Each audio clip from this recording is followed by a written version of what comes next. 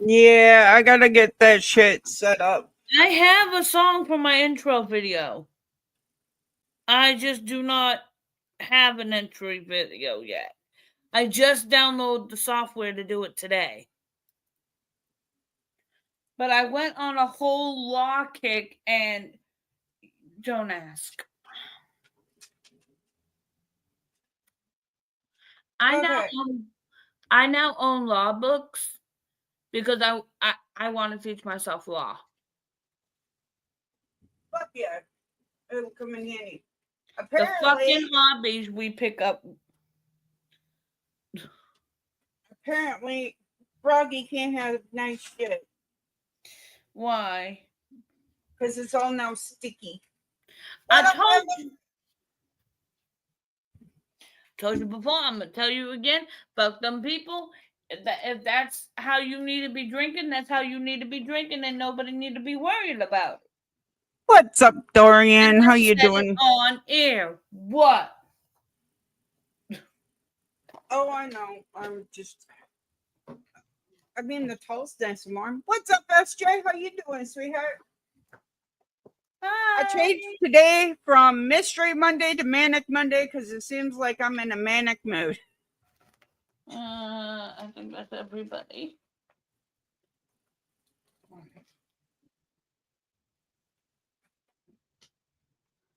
You are sleeping way too fucking peacefully.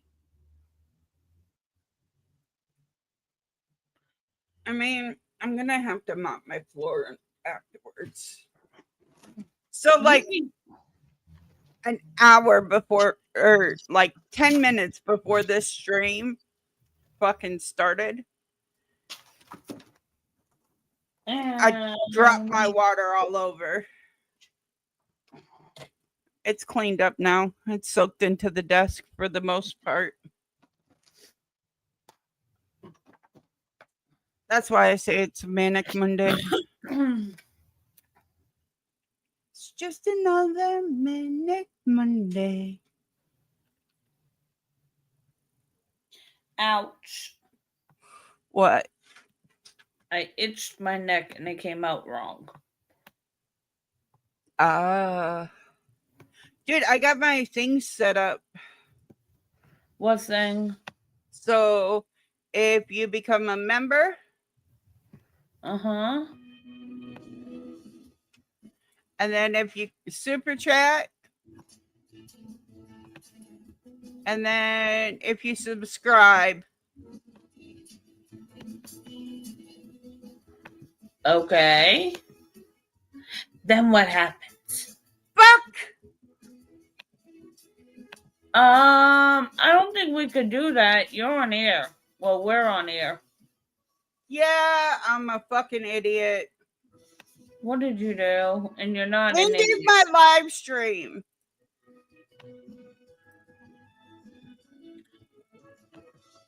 To all her fans, we are very sorry. She had a technical difficulty, and now y'all stuck with me. Oh no, I just got it back up. I'm using Streamlabs OBS, which works great.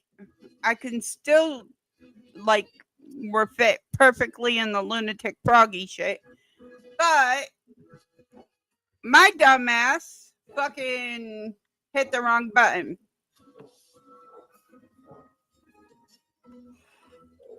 It's a fucking Monday. It's a fuck it Monday. Yes. I had to move everything around so that way my cat can fucking get to her water or her food dish.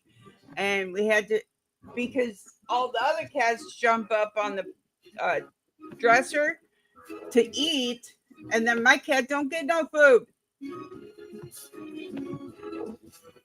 So now you won't see him jump up there. And if it's not my cat, I take him off the desk right away. So.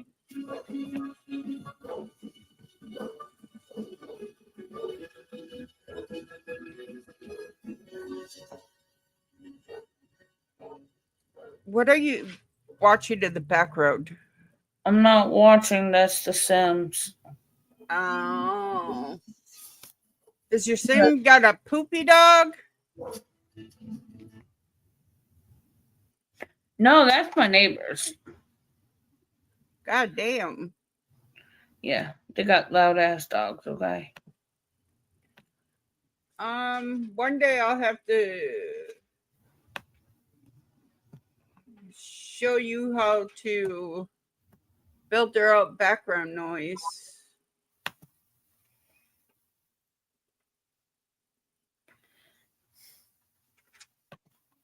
Shit. Can I? Oh, I can.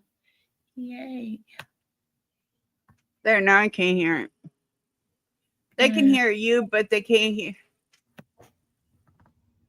Damn it. Oh, there it goes. Oh no. I'm picking out a floor plan.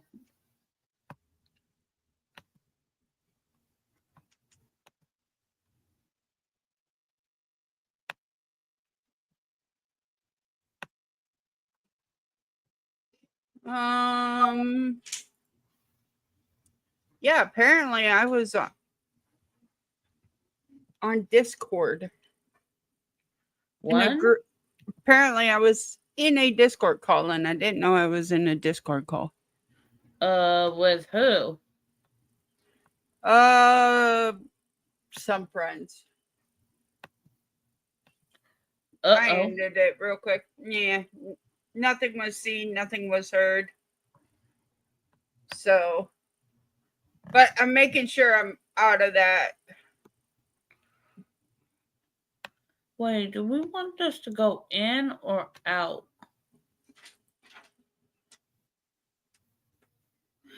I mean, on The Sims, does it really matter, though? No, it doesn't really matter. We were going to talk about like missing 411. I could probably pull that up. Give me a second. Okay, I think I got most of what I need from this stupid floor plan app, which I thought was going to be a good idea.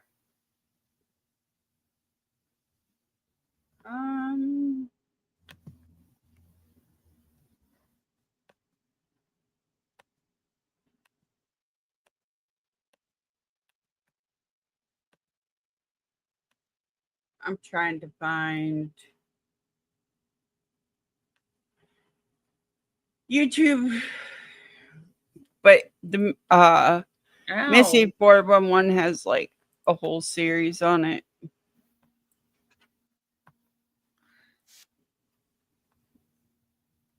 Um,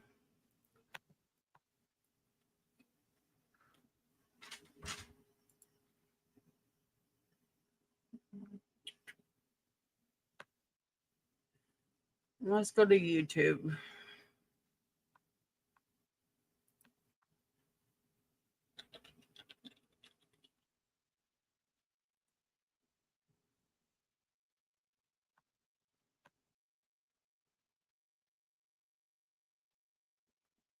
We could do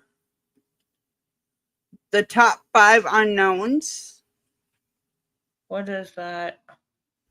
30 scariest missing 411 mysteries that will creep you out. Okay. We can do that. All right. I wonder what a fixed grid means. Oh. All right. So this is from. What is dynamic? This is from top 5, as you can see. I will have them linked. Matter of fact, Naturally. let me get that link right now. All right. We're going to speed this up a little bit. Each year, search and rescue teams are called out to the U.S. wilderness to look for people who've inexplicably gone missing. Some of these mysterious disappearances served as inspiration for a series of books, written by former police officer David Paulides. Since then, the 411 phenomenon has taken the world by storm, as people ponder the strange events that take place in the woods and that have never been explained. The disappearance of 20-year-old Christopher Tompkins, which occurred on the 25th of January, 2002, is one that is truly strange. So much so that some people believe there's a paranormal element involved. According to Christopher's family, he was a hardworking man whose roots were firmly planted in his Christian faith. At the time that he went missing, he and his mother were living in Ellerslie, Georgia, where he worked for a construction surveying firm. At the time, he was part of a 4-man crew, and on the 25th of January of that year, he arrived for his shift at 8 a.m., after which he and a fellow crew member traveled to a wooded area close to County Line Road in Harris County to carry out some surveying work along with 2 other men. The group had established a very particular and efficient way of working, which was to remain spaced about 50 feet apart from each other, each getting on with their own part of the job. Having worked hard that morning, the group stopped to have lunch but continued working at around 1:30 p.m. The man closest to Christopher was in the middle of a conversation with him, but he briefly looked away to concentrate on his work. He merely turned his head for a few moments, but when he turned back to Christopher, he'd seemingly disappeared into thin air. This didn't... Now, see, when they're in the woods, right? Uh-huh. And then all of a sudden they like have, he's gone, which is why they say that like it's paranormal. Immediately alarm him though, as Christopher's tools were still lying on the ground where he'd been working. Why would you leave your tools laying around? Anybody knows anything about working with your hands, you don't leave tools laying around. He informed the other 2 men that he couldn't see Christopher, but they assumed that he'd simply gone into the tree line to relieve himself. They waited a few minutes for him to return, but when he didn't, they walked over to his area, and to their surprise, they couldn't find him anywhere. They quickly searched the surrounding area, but to no avail. They simply couldn't find any explanation for his sudden disappearance. One of the workers contacted his wife and told her what had happened. When it became apparent that something was wrong, the police were called, and Christopher was reported as missing. It wouldn't be until 4:15 that afternoon, however, that his mother was told that he had disappeared. When the police arrived, they also searched the area, and this is when things started to get very strange. One of Christopher's work boots was found hanging from a barbed wire fence, close to the spot where Christopher had been working. His coworkers immediately recognized it as his, and they also confirmed that a blue thread was found on the same fence, and it was likely from his blue work pants. Furthermore, and equally as baffling, some small change was found lying on the ground in the same spot by the fence. The scene was checked for biological material, but none was found, and neither the police nor the workers could find. So homie lost the boot, ripped his pants, and there was change laying all over the place near where he was taken, or where he disappeared from. We're talking fucking in the fucking woods. You can want your boot. Any evidence that Christopher had been attacked by a wild animal, or that he'd been hurt in any way. He was simply gone, and with no further clues being found, his case went cold. Strangely, a farmer who lived less than a mile from the work site contacted the police 6 months later to report that he found a boot on his property, and it was confirmed that this was also Christopher's. It's been speculated that the 3 workers who were in the woods with him that day had something to do with his disappearance, but this has never been proven, and none of the men were ever considered suspects in the case. The owner of the company told investigators that Christopher had been acting strangely in the days leading up to his disappearance, but he never explained what he meant by this statement. His mother believes that foul play is involved, but without any proof that remains just a theory. To this day, the case continues to baffle investigators, and Christopher's fate remains unknown. The case has since been closed since the police believe that he simply walked off into the woods and started a new life somewhere else, and will likely never know what happened out in the woods that day. Okay, so let's talk about case number 1. Hobie's out there with a bunch of construction people, right? He magically disappears, according to the workers. They find a boot, but then 6 months later, a mile away, they find another boot. That's all they find is 2 boots, a piece of blue jeans, and some change. Wild animals? No, because they would have found bones. Not always. A lot of wild animals don't eat. Yeah. No, I mean like drag them off and shit. Yeah. A lot of these are speculated like Bigfoot shit. So 67-year-old James J. Arthur, known to his friends and family as Jim, Well, I was thought most number 2 was gonna be a bear, so yeah, I could see a bear. stranger to the outdoors when he went missing in July of 2008. He was a decorated Army veteran who loved nothing more than to take long hikes in the wilderness with his camera. And according to his family, he was in good health, making his disappearance all the more baffling. The mystery began on the 28th of July in Madera County, California, when he told members of his family that he was heading out to take some photos with his Olympus camera. He took an optical lens with him as well as his walking stick and a red backpack. There's a strong possibility that he had a firearm with him, which he would have had loaded with snake shot in case he came across a rattlesnake while he was out there. He added that he might be stopping for lunch in Big Sandy and that he would be back home by the time the sun set. But when night fell, Jim hadn't returned as planned, and his Huh? Ziggy, turn on the light. family contacted the police to report him as missing in the Star Lakes area. A search was quickly organized, and the areas where Jim may have traveled to were thoroughly combed, but no sign of him was found. The following day, his truck was found close to the Iron Lakes Reservoir entrance on Beesore Road. When it was searched, no further clues were found, and the surrounding area didn't show any signs that a struggle had taken place. When word of Jim's disappearance started to spread, 2 witnesses came forward to report that they'd seen him on a trail that leads to Iron Lakes. When they spoke to him, he stated that he was on his way to Iron Lakes and that he'd stopped to catch his breath. The Bear Island Lake, Junction Lake, and Iron Lake Trailhead and Grizzly Lake areas were thoroughly searched in case Jim had changed his plans or gotten lost, but no sign of him was found. It's been 16 years since Jim went missing, and to this day, not a single piece of his equipment, clothing, or even his backpack has been found. Do you think he might have had amnesia? What's some Alzheimer's? You mean Alzheimer's or dementia? Yeah, because like you'd honestly see like fucking his. If something happened to him, there would be evidence. Like his, let's say he sat down and like a fucking wild bear attacked or some shit.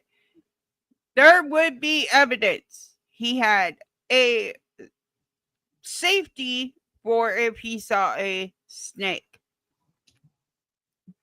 But yet none of his shit's been found. That's fucked up. It's been suggested that he may have become lost and wandered further into the woods without realizing it. But since he was an experienced outdoorsman, this seems unlikely. Others feel that he may have fallen into one of the small bodies of water that can be found in the area and drowned. But this also remains just a theory, since none of his belongings have ever been found, in or Right. None of his shit's been found, which makes it weird as fuck. That's weird. Right. And 9 chances out of 10, if they're, since he was on the older side, he would have had all that shit fucking like.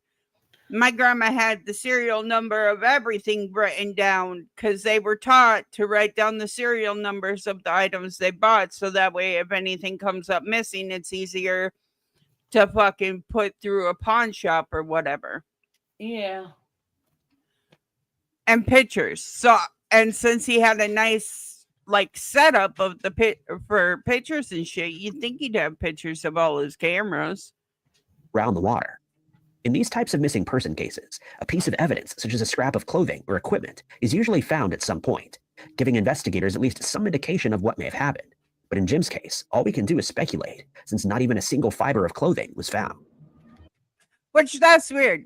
Nothing was found. Not his cameras, not his fucking no clothing, not his pew pew for his snakes, you know, in case he came across snakes, no bones, no clothing. Nothing was found. Okay, yeah, that's suspicious. That's really.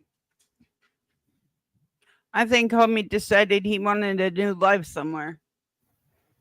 And he took his worldly possessions, a walking stick, cameras, a red duffel bag, and his snake endorsement. I mean, there are people who get away with that. After 5 years of being gone with no trace, they do pronounce your ass dead. Yep, and you could start up a new life somewhere else. Just Morgan don't Elias get Heimer. caught up, because they will find both your new identity and your old one. Especially with DNA and all that shit nowadays. A 22-year-old man from Cody, Wyoming, mysteriously disappeared in June of 2015. At the time, he was studying English at the University of Wyoming, and in his spare time, he worked as a river guide for a company called Tour West that offered rafting tours in the Grand Canyon National Park. I want to go on a grand tour, rafting tour. No, Why? I don't know. Too many He was a people keen get hurt. outdoorsman, and on the 2nd of June of that year, Morgan was working as a guide for a group that had undertaken an 8-day trip down the Colorado River. They were on day 6, and up to that point, the trip had gone well, but that was about to change. By 4 p.m. that afternoon, they'd reached River Mile 213, which is situated close to Pumpkin Springs. The lead guide of the party would later tell investigators that Morgan had approached him that afternoon to discuss his plans of taking some time off later that afternoon. According to some reports, Morgan was seen by several people in the group as he stood next to a campfire that had been lit, with several. You know who he looks like? Take an old picture of Logan Paul and put it next to it. He looks like Logan Paul. Other people in the party, and he was also known to be wearing a life vest. That ain't right, Robbie. The main guy. That ain't right. But it's the fucking truth. But it ain't right, though. Right? Walked away from Morgan after their discussion to talk to one of the clients who was standing nearby, and when he looked back, Morgan had inexplicably disappeared, as if into thin air. The guide assumed that he decided to go on his break, but when Morgan didn't return, the group started to become concerned. They searched the area where he was last seen, but couldn't find any trace of him, and at 7:26 p.m., they contacted the authorities to report him as missing. They told investigators that they'd been swimming in the river, and when Morgan failed to show up for dinner, they knew something was wrong. But searchers were hopeful that Morgan would either return on his own, since he was experienced with the outdoors, or that they would find him quickly, since he would have known that they were looking for him. The river was searched between mile markers 211 and 225, and the areas around Pumpkin Springs were also thoroughly combed through, but to no avail. When no trace of Morgan could be found, the search area was increased by 12 miles to include Diamond Creek, but again, no clues were found. The people who were on the rafting trip, employees of the rafting company, and other raft operators were all questioned in case someone saw where Morgan headed off to. But this also didn't yield any results, and investigators were left baffled. The search lasted for 6 days and covered a huge area of the park, but not a shred of evidence was found to indicate what had happened to Morgan. Since then, many theories have been put forward, including the suggestion that he may have fallen into the river and drowned, but this seems unlikely since he was a very strong swimmer. It's also possible that he'd somehow gotten lost while on his break and couldn't find his way back, but again, he was an experienced outdoorsman who was there 1 minute and gone the next, and it seems strange that he would get lost within earshot of the group that he was with. Some people have speculated that something supernatural occurred since he disappeared so suddenly, but as with all other theories in this case, it remains speculation. The last time that Morgan was seen, he was wearing a dark-colored flotation device, a blue plaid shirt, Chicago sandals, a maroon baseball hat, and brightly colored shorts. Who goes out fucking doors in fucking sandals? No comment. He also had a purple water bottle with him. He remains missing to this day, and his nameless case number is MP29029. So if you guys happen to run across somebody with fucking sandals, brightly colored shorts, a fucking flannel in the Grand Canyon, you might see them. In 1969, Carl Herbert Landers was a 69-year-old man, but despite his age, he remained extremely active as he was a member of the Orinda Road Runners Club. It was at the club that he met 2 fellow outdoor enthusiasts, 64-year-old Milton or Milt Gaines and 60-year-old Barry Gilmore. On the 22nd of May of that year, the 3 men traveled to Mount Shasta, which is situated just north of Sacramento. The mountain is notorious for disappearances and other strange events that have been reported there. But despite this, Carl was determined to hike to its 14,179-foot high summit, a feat that would not easily be achieved. Carl had a lot of experience as a hiker who'd become fascinated by the mountains, and at 4 a.m. that morning, he and his fellow hikers set out with all the equipment that they prepared the night before. The mountain was covered in deep sections of snow, which made the going tough and slow. They ultimately decided to set up camp in an area known as 50-50, where they planned to spend the night before continuing on the next morning. This is why snow should be considered a swear word. But as the night went on, Carl started to complain that he wasn't feeling well. It's been suggested that his symptoms were worsened by the medication that he was taking, but when he woke up the next day, he decided to press on. Some people who are If you're not feeling good, don't press forward. Go back. familiar with the case believe he may have been suffering from altitude sickness by this point, and that this may have affected him quite severely. Nonetheless, he set out towards Lake Helen with his friend Milt, following a short distance behind. Milt stuck to the exact trail that Carl was following, but then something truly strange happened. Milt looked up to see how Carl was progressing, and to his surprise, saw a different climber walking in front of him at a very brisk pace. He could no longer see Carl, but pressed on to Lake Helen's, as he was sure he would catch up to him there. Why ain't you keeping an eye on the person that's in front of you at all times when you're walking on a trail? Like, I understand you have to look down at the ground and so you can get around and all that shit. But you should always keep an eye on the people you're with because they can go missing. But when he reached the lake, Carl was nowhere to be seen. When he couldn't be located, the authorities were informed, and a search was immediately organized since the temperatures were already dropping, making Carl's chances of surviving on the mountain on his own far less likely. The areas where Carl was last seen, as well as other large areas of the park, were searched, but bizarrely, not a single trace of him was ever found. Many hikers have since traversed the same areas that Carl was hiking in, but no part of his equipment or clothing has ever been found. Carl's disappearance is one that no one is able to explain. The fact that he remains missing decades after the fact without any indication as to what happened to him seems almost impossible, and it remains one of the most perplexing disappearances to ever take place on Mount Shasta. Carl's nameless case number is MP95637. So I know we're taking a break in between each one and a little bit in between each one, but that's what we're supposed to do. That's what we're called, reviewing the channels. Now, Yeah. my question to you, if nothing is found and he's right in front of somebody, right? He's in front of somebody. So they would have seen him slow down. The person behind him would have seen the person walking backwards, right?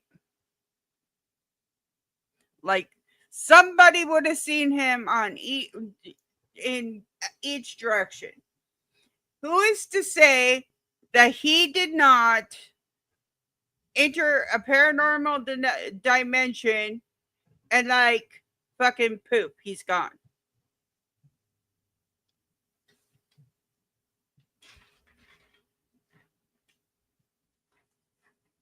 Because they say that fucking veils can open and veils can close. So who's to say a veil didn't open, suck them up, and then close?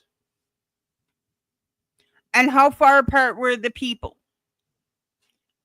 Because again, none of his shit was found. And if it was a murder or he fucking unalived himself or whatever, his shit would have been found. 84-year-old Reverend Maurice Doc Damens. Why is it always old people too?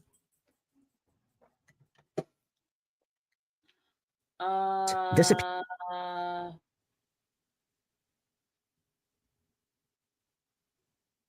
the aliens and shit think that they won't be missed. I don't know. appeared in the Pike National Forest in 1981. They won't And to this miss day, his him. case He's remains an old man. Right? Fucking weird as fuck. It's always old people. unsolved. It's yet another missing 411 case that seems to have no explanation and that may never be solved. Maurice was known to be a rockhound, a member of the American Federation of Mineral Societies and Flatirons Gym and Mineral Club, who liked searching for strangely colored pieces of topaz. And on the 29th of April that year, he and a friend, David McSherry, headed out to the Topaz Point picnic area near Devil's Head to search for some of the minerals. At the time, he was suffering from a blood disorder and struggled to walk under his own steam. Because of this, he was always accompanied by David, who helped him get around while also searching for unique stones. The two men made it I want to go look for stones. I'm not going to lie. I do want to go look for stones, and knowing my ass, I'd have to have Roy there to help. Yes, you have seizures. You need the help. Right, but my ass would also be on the missing 411 too. Exactly. as far as Rampart Range Road, where Doc found a spot that he liked, and David found a spot about 50 yards away. They dug for topaz for about 2 hours, after which David went back to Doc and told him to start finishing up, since it was time to head back home. He then walked back to his own digging area to collect his equipment and the rocks he had found. But when he walked back to Doc's spot, he was surprised to find that he was no longer there. Just as baffling was the fact that Doc's tools were gone. Since he was already struggling to walk, his tools would have only made traversing the area harder, and David struggled to find an explanation for where Doc had gone so suddenly. He assumed that Doc somehow made his way back up the hill to the car, but when he reached the vehicle, Doc wasn't there either. He waited for a while to see if he would arrive, but when he didn't, he started honking the car horn to give his friend an idea of where to go in case he was lost. When he still didn't turn up, David contacted the authorities, and when the area where Doc was digging was checked, they found no signs that a struggle had taken place, or that he'd been attacked by a wild animal. A grid pattern search started at 11 p.m. that night, and the search continued for a further 5 days, but Doc remained missing without any clue as to what happened to him. Search dogs were brought in, but were unable to pick up on his scent. Doc's wife, Myrtle, was understandably very distressed by this disappearance, and when no sign of her husband was found, she wrote to Governor Richard Lamb, stating that she believed something untoward had happened to Doc, and that someone may have abducted him. This did little to solve the mystery, though, as no sign of Doc was ever found. It's been suggested that he walked into the woods to relieve himself before walking back to the car, and that he somehow got lost. But David was close by and would have heard Doc calling for help if he was lost. So now I want to bring something up on this case, because if you have a hard time with train, okay, like I do, you're not just going to go relieve yourself and walk back to the car. He had to have help to get to the car. He had to have help getting down from the car. Basically, homie sat in one area and fucking dug out these rocks. 9 chances out of 10, he had to have help going forward from there. But the fact that his tools were missing means that he was all packed up and on his way. Isn't somebody was out there with him? Yeah, there was somebody out there with him, and who? His friend. He walked. Had there been any beef between them at all at any time? I don't know, but again, his tools would have showed up, and they would have found a body if something happened. Because remember, they did a grid search for miles.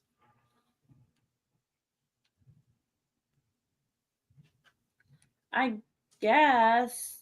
Even if the homie threw him in the fucking river, again, his body would have shown up at the edge of the river, or somebody would have found him.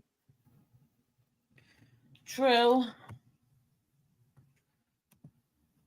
He struggled to walk. He could not have wandered far from the digging area, and so would have heard David honking the car horn, but he never responded or called for help. Some people feel that Doc knows more than he's letting on, and they've even speculated that he may have ended Doc's life, but no evidence was ever found to support this theory. It's also been suggested that Doc knew he didn't have long to live, and hence decided to end his own life out in the wilderness. But since none of his equipment, clothing, or remains were ever found, this also seems unlikely. It's an inexplicable case with many more questions than answers, and for more than 4 decades after Doc mysteriously disappeared, we are no closer to finding out what happened to him or where he eventually ended up. Right, because once again, it's the old people that get fucked over. Doc's nameless case number is MP23111. I really hate how they have the thing, but I mean, it gets you from one case to another case. But no, like they said, he had troubles walking. He had none of his shit came up, none of his clothing. His body or remains did not come up. He just vanished into thin air. While most mountain ranges have seen their fair share of disappearances, the Porcupine Mountains in Wisconsin have only had one unsolved mystery: the disappearance of 19-year-old Michael Larson, who vanished there in 1968 and who was never seen again. At the time, Michael was living in Madison while he studied at the University of Wisconsin, having graduated high school 2 years earlier. On the 22nd of April, he told his mother that he was heading into town to get a haircut. He then got into his green Volkswagen sedan and headed out. It was later discovered that he may have had other plans, since he also took a poncho and a map of the Porcupine Mountains Wilderness State Park with him. Soon after leaving the house, he withdrew $650 from his bank account for reasons unknown. He never came home that night, and when he still hadn't contacted any of his friends or family, Okay, this is totally a fucking case of like literally vanishing into thin air, and then like later on they create a whole new life. Because you got to remember all the digital shit back then ain't what it is today. Homie took $600 out of his bank account. He took a map, and he just said he was going to get a haircut. Why are you taking all this shit to go get a fucking haircut?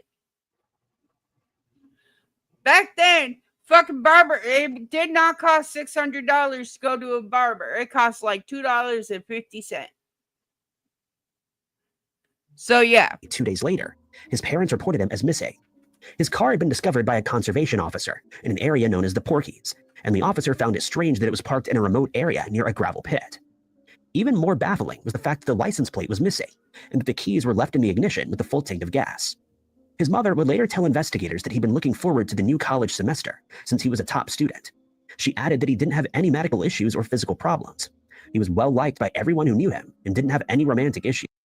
I have a feeling homie was a gambler because one, why are they going to take your fucking license plates so they can't recognize whose car is what? Two, why was his keys left in there? Because he was planning on going back to the car. 3, he took all the money out of his bank account. 4, he said he was going to town to fucking get a haircut. But yet he fucking brought the map and shit. Homie had somewhere in there, he had an issue that he was trying to pay off. Or he was going to start a new life. While he wasn't an experienced outdoorsman, he knew how to read a map and compass, making his disappearance all the more strange.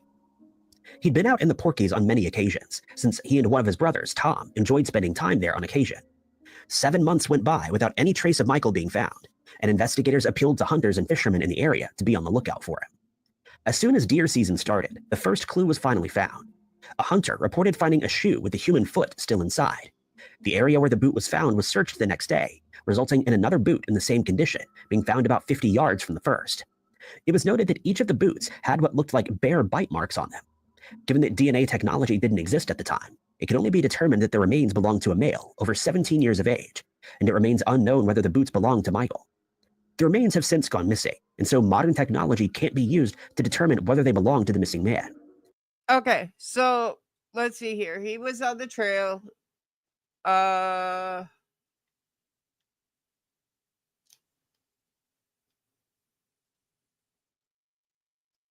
So 1 mile east of that cabin, right here, in the very top corner, that's where shit was found. But it looked like bear.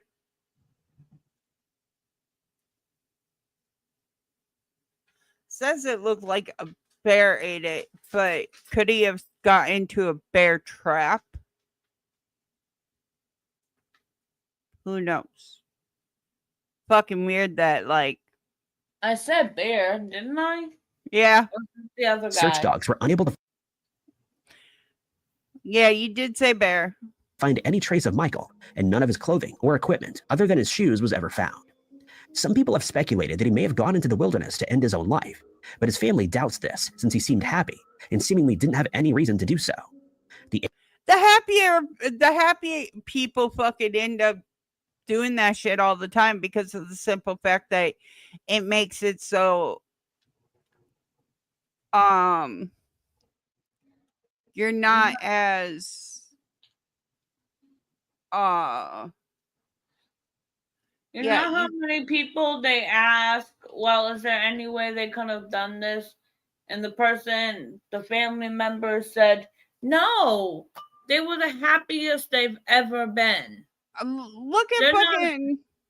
They're not happy. They're pretending for your sake. They're also saying their goodbyes, making their amends. Right. Look at Robin Williams. Sorry to say. Area where the discovery was found. Did that shit to him. Right, his brain did that shit to him, but at the same point in time, he was one of the happiest people, and he said the happiest people struggle the most on the inside. Yeah. Was thoroughly That's searched. what makes me worry about Jim Carrey. Yes and no. No, he's got some mental stuff going on, but yeah, something's there. Right. With the use of police dogs, but even they couldn't find any further clues, and Michael's disappearance remains as inexplicable today as it did so many decades ago. Michael is described by his family as 6 feet tall, weighing around 170 pounds, with brown hair and blue eyes. Minus his feet, he would be a little bit less than 6 feet tall. At the time he disappeared, he was wearing green pants and a black sweatshirt, neither of which were ever recovered. I got lemon cake. I got lemon cake. Bite me. And So yeah, pound cake too. with that one, he could. I mean, he took his money out of his bank. He said he was going for a haircut. A haircut don't cost $600. I don't care. Nowadays it does, but not for men. He took a map and his outdoor gear to go get a haircut. There's something he was not telling his parents and his family, and he was into some shit. I guarantee that shit. Samantha Sayers, known to her friends as Sam, has been missing for 6 years, and her family is hopeful that she will one day be found, despite the investigation. Okay, first of all, I want to put this right here, right now. I know there are a lot of people that shave their head, especially on YouTube for goals and whatnot. But do you notice how shiny that head is? That is, she lost her hair, and it looks like she has like alopecia or cancer. Yep, because she don't have eyebrows either. Do y'all smell that? No. I don't know. It smells like something burning. And into her disappearance having come to a halt. While still in high school, Sam was diagnosed with alopecia. I don't have anything burning downstairs. Yeah, it's definitely alopecia. I was right. It was alopecia because I noticed right away with the no eyebrows. A condition that occurs when the body's immune system starts attacking a person's hair follicles, resulting in their hair falling. What? I'm sorry, I'm on mute. Falling out. Following her diagnosis, she started wearing wigs, but found them to be uncomfortable, and hence she preferred to shave her head instead. After graduating from high school, she attended the State University of New York. Ooh, I like that tattoo behind her ear. That's a cute tattoo. York in Fredonia, and in 2013 she graduated. She was eventually adopted by her stepfather, and in 2009 changed her last name from Steinbach to Sayers. She was known to have a love for the outdoors and often went on hikes in the wilderness, specifically at Vesper Peak, which is located about 90 minutes from the family's house. She was in a committed relationship with 33-year-old Kevin Dares and worked as an Airbnb cleaner in King County, Seattle. On the 30th of July, 2018, Sam asked several of her friends if they wanted to accompany her to Vesper Park for a hike, but no one was interested and Kevin was working, so she decided to head out on her own, as she'd done on several occasions in the past. Why won't people go hiking with her? That seems like weird. In a post that she made to one of her social media accounts, she mentioned that the hike was not suitable for beginners and that she would be setting out early in the morning. She added that she was planning to be home at around 6.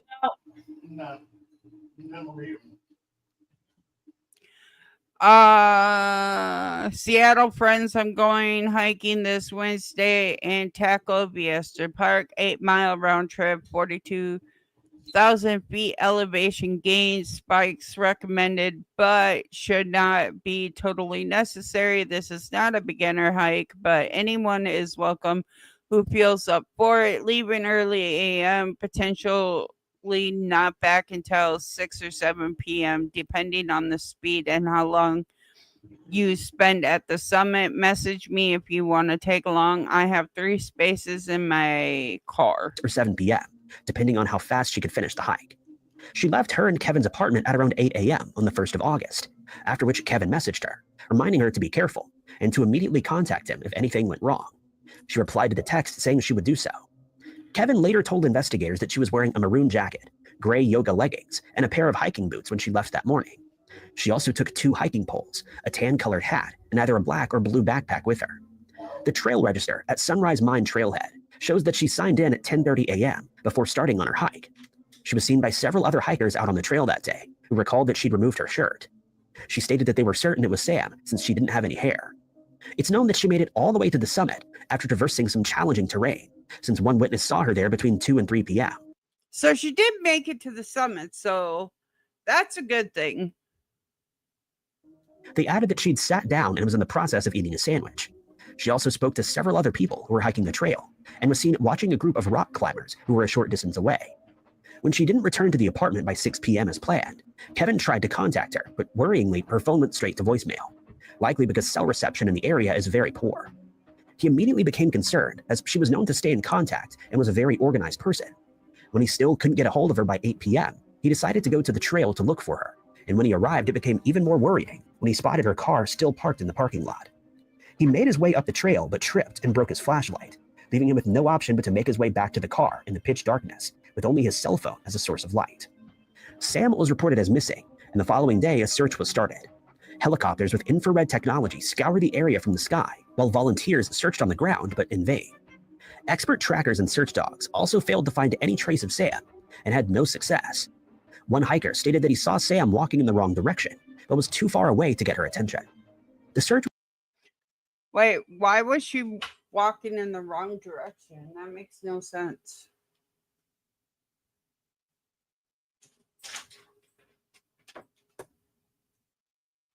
A beautiful garden. Uh-huh. Look. Hold on. Jennifer said. Look at our beautiful garden. You can't see it because he has everything so fucking blinding. Look at our beautiful garden. Aww. And then picture with Roy in the garden. You want to send this to sis? Yep. All right, I'm going to play the video while I do this for was him. ended after 3 weeks without any positive results, and the rumors that Kevin was involved or that she'd been abducted from the mountain persist today. But Sam's case remains unsolved, despite the family employing a private investigator after alleging that she was a victim of foul play. 49-year-old Charles Lyon of Tyler, Texas, was confirmed to be missing when his car was found abandoned.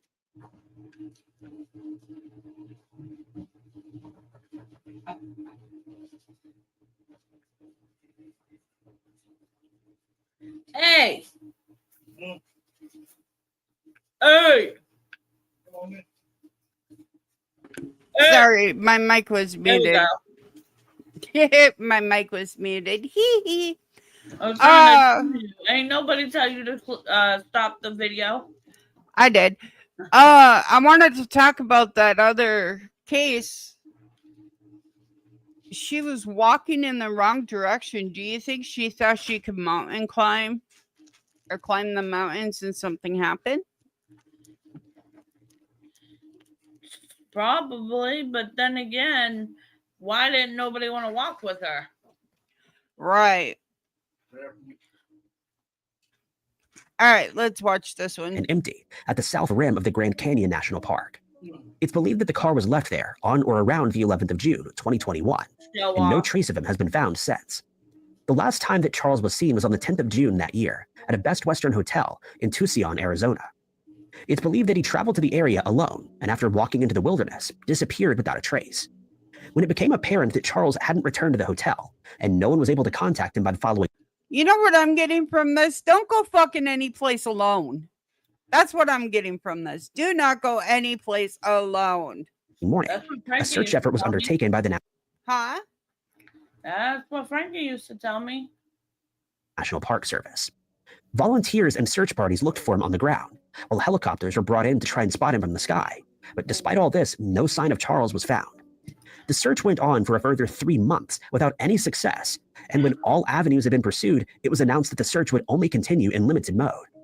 This means that investigators would keep investigating the case, but that they would be relying on information received from members of the public, rather than actively searching the areas where he may have traveled to. Physical searches would be limited to backcountry patrols and occasional helicopter flyovers, and any tips that are received will be followed up on. It isn't known whether Charles told anyone he knew of his plans that day, or what exactly those plans were. Since his car was found at the South Rim, it's been suggested that he decided to go for a hike and then got lost, never finding his way back to his vehicle.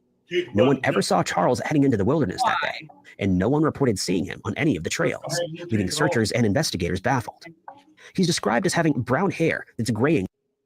So basically, he fucking sorry. He ended up fucking getting lost in the Grand Canyon. So they say. So they say, but ain't there a lot of caves in the Grand Canyon? And there's canyons and caves and all that shit, yeah. Yeah, somebody throw you down there anyway. Slightly Frankie at temples says and that somebody throws you down there, they ain't finding you. Right. You son of a brown eyes. He stands at 6'3" tall and weighs around 177 pounds. Unfortunately, it isn't known what he was wearing when he left the hotel that day, but his case remains open and is being treated as a missing person investigation. Anyone who has any information on Charles's disappearance or who sees him is asked to contact the NPS Investigative Services Branch tip line at 888-653-0009. Alternatively, you can submit a tip online at nps.gov/ISB or email any information you have to nps_ISB at nps.gov. Few details are available regarding the disappearance of 68-year-old Barry Joel Tragan. Again, another elderly person. So, if we were to go to the fucking any like place, like Roy and I have like a high possibility of not coming back. He's old and I'm disabled. Who went missing in Glacier National Park in July of 2020, and his case is still being investigated, albeit in a limited manner. Barry hailed from Columbia Falls, Montana, and while sources haven't revealed whether he was in the area to do some hiking or for some other reason, his car was seen parked in the Kinta Lake area on the 22nd of July.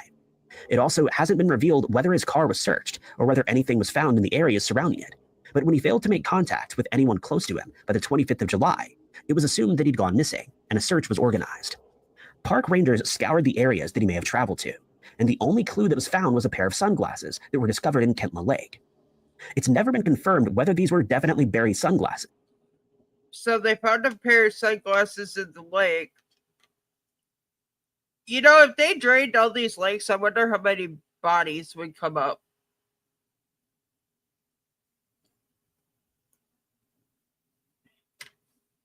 Since the reports state that they may have belonged to him. A description of Barry has since been made available. He has gray hair and hazel eyes, stands at 5'10" tall, and at the time that he went missing, weighed 220 pounds. No further information has been made available as to what he was wearing when he was last seen, and further details on his case are seemingly non-existent for reasons unknown. K9 teams were brought in to aid in the search for Barry, but to no avail, as his scent was never picked up, and none of his clothing or possessions have ever been recovered. The search dog... Hi. Frankie That- said hi too. Hi, Frankie. Hi, Frankie. Tell Anna I say hi. That sounds sketchy as fuck, man. It does. Like- It's hell. Where did they find this dude at? They have did. it. He's missing. No, you need to go on that side. You blocking the TV. I'm trying to. did show some interest in the Kentla Lake outlet area, but they were unable to find anything useful. Since search efforts proved futile, investigators are now relying on tips from the public, if he's ever spotted, in hopes that he will be found, have dwindled dramatically since it's now been 4 years since he was last seen. A remotely operated underwater vehicle was used to aid in the search, but it also failed to yield any positive results. Boats and helicopters were also utilized, but returned the same results with nothing being found. It's possible that Barry walked into the park that day to go for a hike and then became lost. But this is merely a theory, since it isn't known why he was in the area that day. It's also possible that he simply left his car where it was found and made his way somewhere else on foot, but this also hasn't been proven. The FBI has also assisted with the investigation, but since no leads have come in, the case has gone cold, though it remains an active investigation. Fake their own death, then disappear. Yeah, I think this one's I picked my own death type thing. Oh, this one too? Mm-hmm. Oh, Anyone who saw Barry I was asking if he had Alzheimer's or something. Maybe, or dementia. Sometimes they wander off. No. Well, no, they don't know why he was there. They randomly found his car. This is seriously 100% either he was into shit that he shouldn't have been into, or it's easier if I just disappear and nobody knows where I'm at. Or he has some debt that he can't pay and he trying to, Well, even the FBI is keeping hush on some information on this case, which is weird. Yeah, see, like I said, he might be into something like debt or something bigger that they can't, that he couldn't get out of, and he decided to Exactly. kind of debt or something, or some kind of big brain thing, and he couldn't get out of it, and he decided, okay, you know what? If I disappear, no one will miss me. know the wiser. Yeah, no one will know. So hey, I'm not gonna know. How would they know? They're gonna Barry know. on the day that he disappeared, or who has any information on the case, is urged to contact the Glacier National Park tip line at 406-888-7077. The case of the disappearance of 28-year-old Jessica Stacks is one that's full of twists and inconsistencies. This one, somebody's going to be involved, leading many people to believe that she was a victim of foul play, but to this day, she remains missing. The mystery began on New Year's Day of 2021 in Union County, Mississippi, when Jessica and her boyfriend, Jerry Baggett, contacted one of their friends to ask if they could borrow or rent their boat. They stated they were planning on launching it into the Little Tallahatchie River in order to look for deer or wild hogs that were left stranded by flooding in the area. The boat that they were using didn't have any outboard motor or any oars, and so they decided to use a shovel as a paddle to make their way across the water. Jessica, according to Jerry, had left her phone with one of her friends who they planned to contact for a ride home. Why would you leave your phone with your friend? Nah, that's some sketch stuff. That's foul play. That's foul play. Girl, you ain't even hear the rest of the story yet. Okay, once they were ready to return. Once they acquired the boat, they made their way to the Poolville Quick Stop on Highway 30, where Jerry and a woman were seen towing a boat at around 5:30 a.m. It's since been speculated that the woman in the car wasn't actually Jessica, but Jerry maintains that it was indeed her. He told investigators that they then left the gas station and traveled to a bridge on County Road 46, where they then launched the boat. After traveling about 2 miles on the river, the boat started taking on water, forcing them to make their way onto a sandbank to bail out as much of it as they could. While doing this, the couple got into an argument, and according to Jerry, he stepped back into the boat, which caused it to move further into the river. Jessica was stranded on the sandbank, but seemingly had no interest in getting back in the boat as she started walking towards Highway 30. She walked out of view, and by the time he made it back to the sandbank, she was nowhere to be found. Strangely, he then left the boat where it was and called a friend to pick him up. Yeah, the boyfriend did something. I told you that was something really shady and sketchy about that one. Okay? A woman, I don't care. Listen, I don't like phones, but even I grab phone when I'm going out somewhere because now I do because I have a phone. But still, right, it's sketchy. Well, not only that, why wouldn't she want to get back in the boat? Well, probably because it's taking on water. But why would you walk away from your boyfriend? Because he is being an asshole, and I don't want to be around you. Or he decided you being too a nag and pushed her in and watched her go to the bottom. That's how I see it. He never reported her as missing, and it wouldn't be until 10:15 that night that the authorities were informed that she hadn't come home. When the sandbank was searched, a woman's coat, a boot with the top cut off, a glove, and a shovel with a broken handle were found, along with a set of footprints that led about 100 yards toward Highway 30, into a flooded field where the trail went cold. When Jessica was still not found, the river was searched by police divers, and the banks were scoured by police dogs, but nothing further was found. Many people have questioned Jerry's version of events, since it seemed strange that the couple would launch a boat into a swollen river with only shovels to paddle with. But investigators pointed out that they were both struggling with addiction to illegal substances, which may have impaired their thinking at the time. But Jessica's mother is adamant that her daughter would never have gone along with this plan.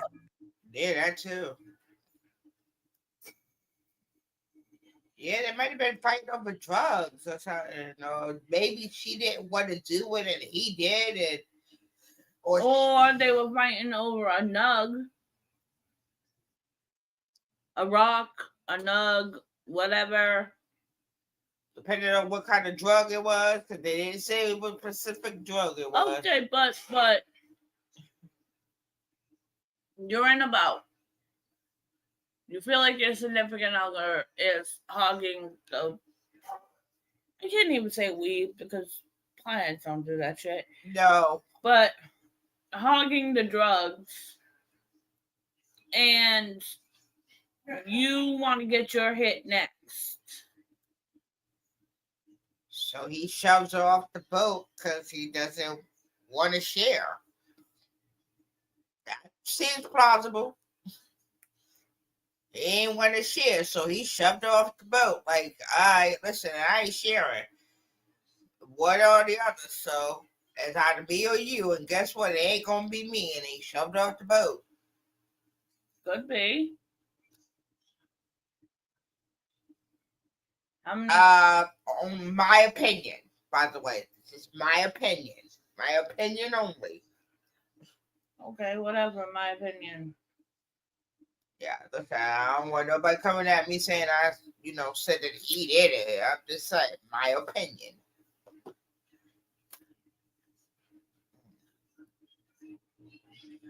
But, they got into an argument. He shoved her, and she fell in. She was impaired, so she couldn't probably They were swim. both impaired. Right, and she could, maybe because she was impaired, she couldn't swim. Well, you guys are forgetting that her boots were cut off. They found clothes on a sand dune about a mile away, and the boot was cut off at the top. Boots are not easy to get off of a dead body. Yeah, true. So maybe she was already deceased and he just, cut it off and then tossed. Since she had no interest in hunting. She also maintains that she would never have left her phone with a friend, and added that the detail of her purse being found in the abandoned boat also seemed suspicious. Then, in an interview with a media outlet, Jerry stated that he was at work that day and hadn't seen Jessica. He denied having borrowed a boat or spending any time with her that day, in direct contradiction to his initial claims to the police. Since then, Jessica's case has gone cold, and no further clues have ever been found. Investigators have not revealed whether they suspect foul play, but have vowed to continue with the investigation until it's solved. It's probably. On August 4th, 2016. So the boyfriend stole. Okay, so the boyfriend has two different claims. He was at work all day. Easy to prove. They have to clock you in, clock you out. The boss can easily prove that one. Also, some places have CCTV, which, Right, but you got to remember these are back. Some of these are back in the old days. They did not have CCTV. 2021? Yeah, back then they would have CCTV. What's up, Clayton? 2018, 2021? Yeah, they had CCTV back then. Not all places had CCTV. Oh, yeah. There's still some places that don't have it. Okay, yeah. Then the boyfriend changed his story twice. One would be easily provable, the other is not. Mom says she would never leave her phone with a friend. But they seen the boyfriend and a female that was not her driving with the tow boat behind him. Her purse was left in the boat. Everything else was left on the sand dune. Now, if you want to think about it, they already done knocked her out. She was in the boat the whole time they were traveling. They knocked her out. They got to a sand dune and she woke up and she started walking, according to them. Well, she started walking because they got in an argument. 9 chances out of 10, it was the other girl, the one with the phone, that fucking got in an argument about something. They ended up cutting off her fucking clothes so that way, Ooh, love and triangle. then they threw her in the fucking river. Oh, what if they gave her bad drugs and maybe, made her have an overdose and then What did if she was never on drugs and they just murdered her the good old natural way and then threw her in the fucking boat that? Yeah. Love or in the water? triangle. And she said love triangle. Yep. Love triangle going wrong. All right. Number 20. Brad Broach's family expected him home in Allen, Texas, after a trip to Alaska. When he didn't return home, his family reported him missing. A search for Brad turned up more questions than answers, and he hasn't been seen or heard from since. Brad was a 46-year-old father of 3 who'd come to Alaska on a vacation with his daughter. By August 2nd, Brad's daughter had already flown home to Texas, but he'd chosen to stay out a little longer. He was enjoying hiking along the trails in the Girdwood area, and it was along these trails that Brad had apparently gone missing. The last confirmed sighting of the missing person was at 9:45 p.m. on August 2nd, near the Alyeska Resort Hotel in Girdwood. He'd already spent the day hiking the North Face Trail, arriving back at the resort at 9:05 p.m. In late August, this far north, there was still plenty of time before it got dark, and it seems Allen wanted to make the most of it. Okay, doesn't most of Alaska have 6 months summer, 6 months winter, where they're in the dark for 6 months Yes. and then Yes. they're in the light for 6 months? Yes. Yes. I was in Anchorage, Alaska, and yes, they have 6 months of summer and sometimes 3 months of summer and 6 months of winter, which they have dark all throughout. And then the kids have to be inside. Right. That's what I was thinking because it was so cold. So this would have had to been more towards a summer day. At 9:45 p.m., he signed the trail log at the Winter Creek trailhead. It's believed he talked briefly to some other hikers at the trailhead before embarking on the hike. At the time of Brad's disappearance, there were 2 ways forward from this point. The first was the hand tram, which was suspended 100 feet over the rushing water.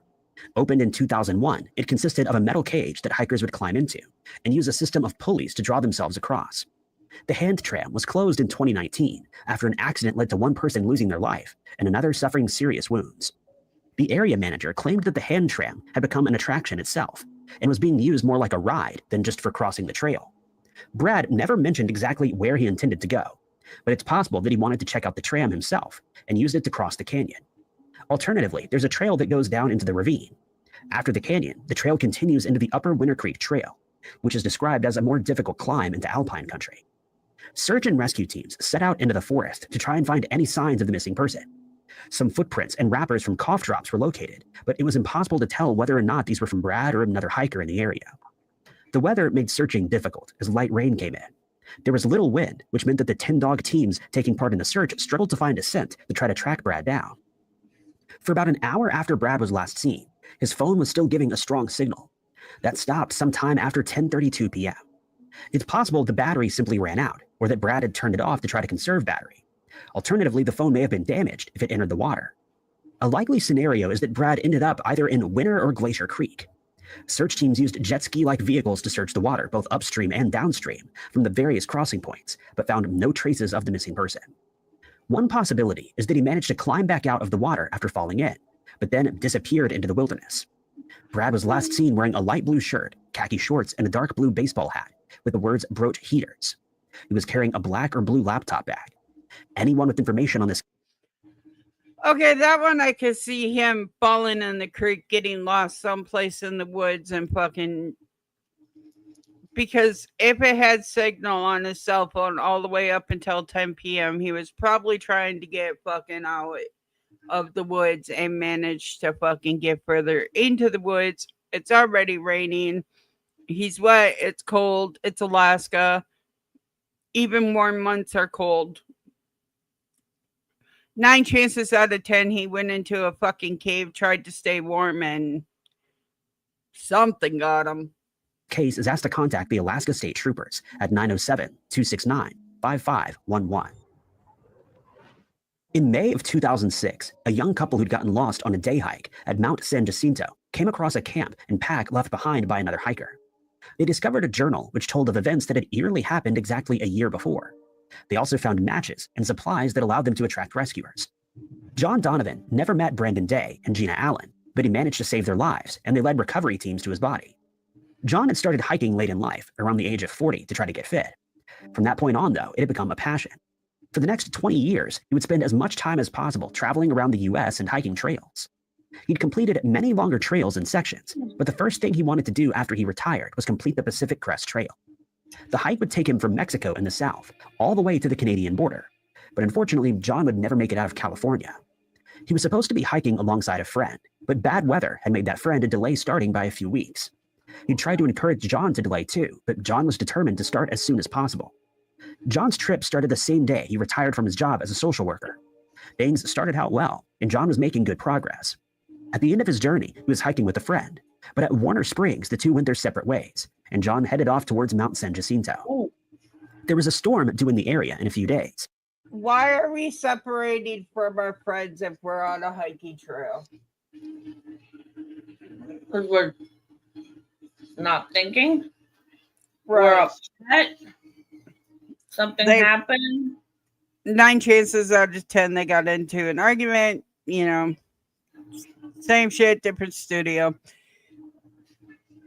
And most hikers had decided to stay in the town of Idlewild so that they didn't get trapped on the mountain in the worst of conditions. Other hikers warned John that he should probably do the same, or at least take an ice axe with him, but he didn't take the advice. He again met up with other hikers while on the mountain, who walked with him some of the way. They described John as having a hard time. He was slipping and falling over a lot and lagging a little way behind them, but he seemed determined to keep going. They were also unable to stop John from continuing.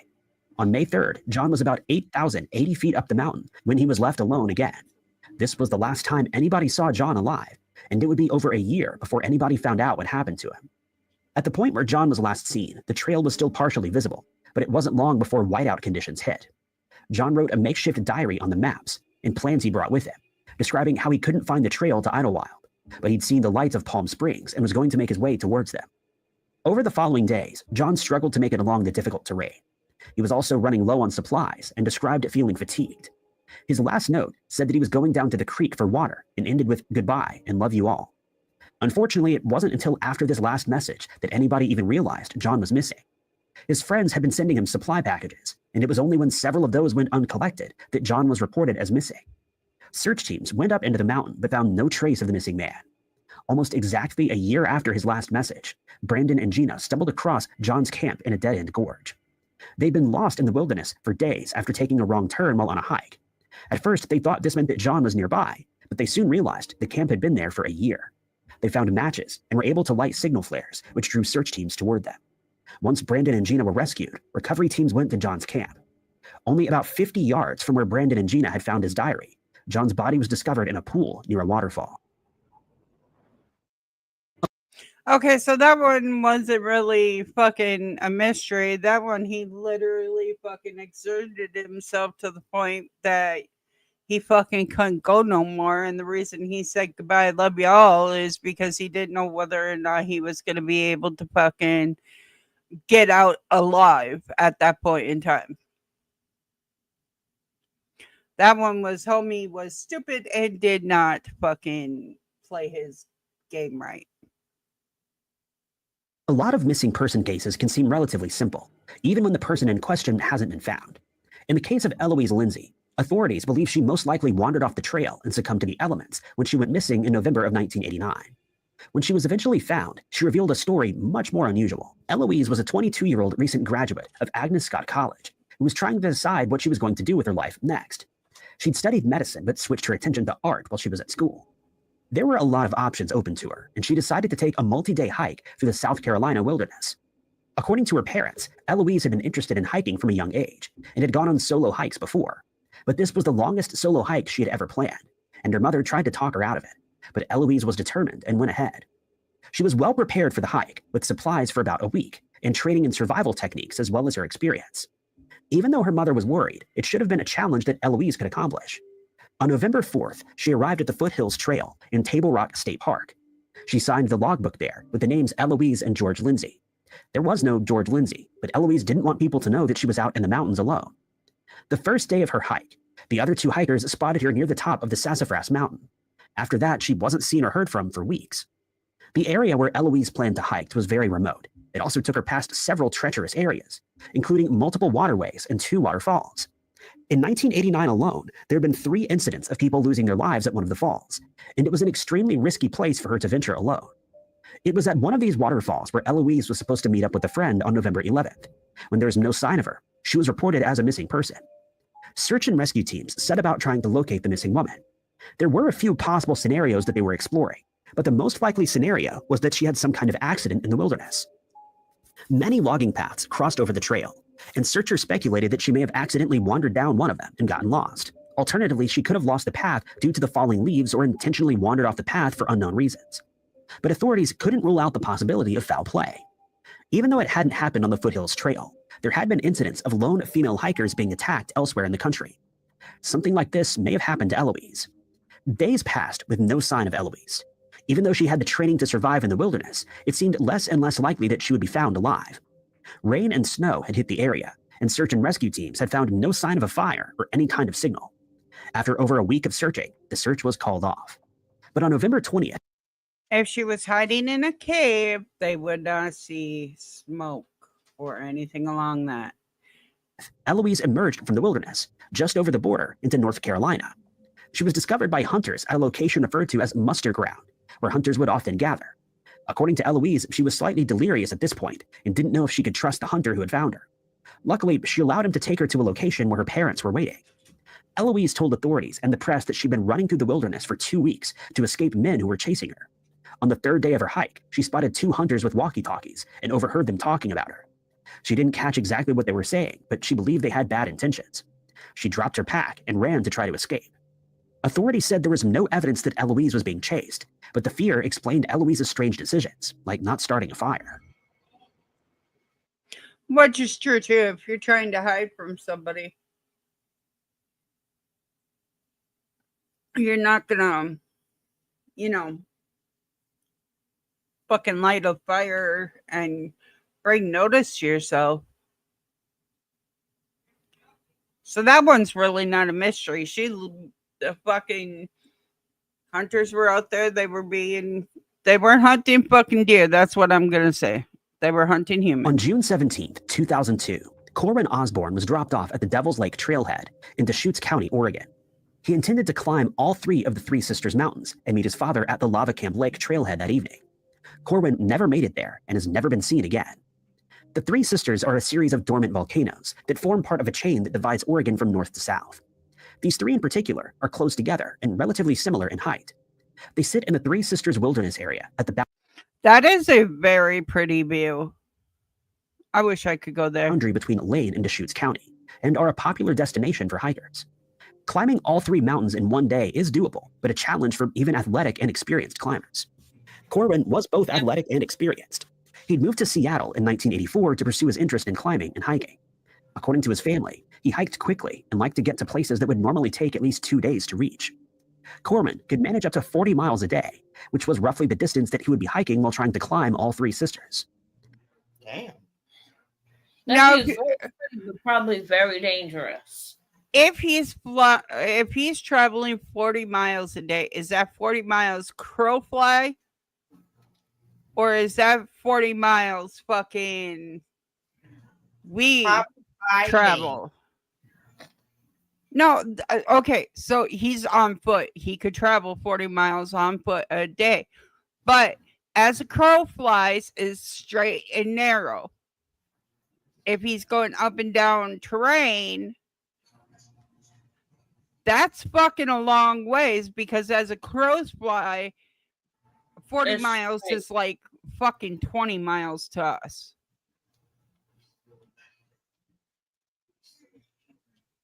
Not You to know? mention, he said he also likes to climb. So who's to say he had to climb peaks and stuff also? Right. Despite Corwin's experience, he didn't seem to be prepared for if things went wrong as he set off on his hike that morning. He left the Devil's Lake trailhead at 6 a.m. with enough food and water for a day out in the wilderness. He also carried a heavy-duty reflective space blanket. Even in the height of summer, it could get below freezing in the mountains. This was something Corwin was apparently prepared for. When he didn't arrive at Lava Camp, Corwin's father alerted authorities about his son's disappearance, and a search of the mountains began. At first, it was unclear whether Corwin had intended to summit one or all three of the cisterns. It was unclear which mountain he might have tried first, and there was no way of knowing when exactly he ran into trouble. 250 volunteers took part in the search, combing over an area of 150 square miles in the week after Corwin's disappearance. A few days after the search began, a skier came forward with information. He'd been on the mountain the day that Corwin vanished, and had also seen a solo hiker on a saddle north of Middle Sister. The hiker didn't say anything to the other travelers and continued on his journey. The skier contacted authorities, but it took a while to confirm that it was actually Corwin who he had seen. The search eventually shifted north, but precious time had been spent searching in other parts of the wilderness. After a little over a week, the search was called off. In the time that Corwin had been missing, the weather had shifted to below freezing conditions, and Corwin's family accepted that it was unlikely that he was still out alive in the wilderness. Anybody with information on the case is asked to contact the Deschutes County Sheriff's Department at 541-383-4396. That one, I think he fell into because they're dormant volcanoes, which means that everything underneath ground, like the water running through, all of that is at a hotter temperature than normal. He could have easily fell in somewhere.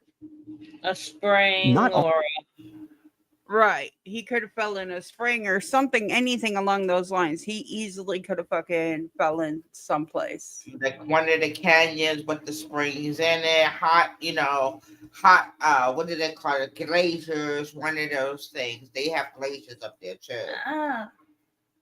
Exactly. all missing Glaciers. All right. Case number 16. We're halfway through. person cases get the attention they need to eventually be solved.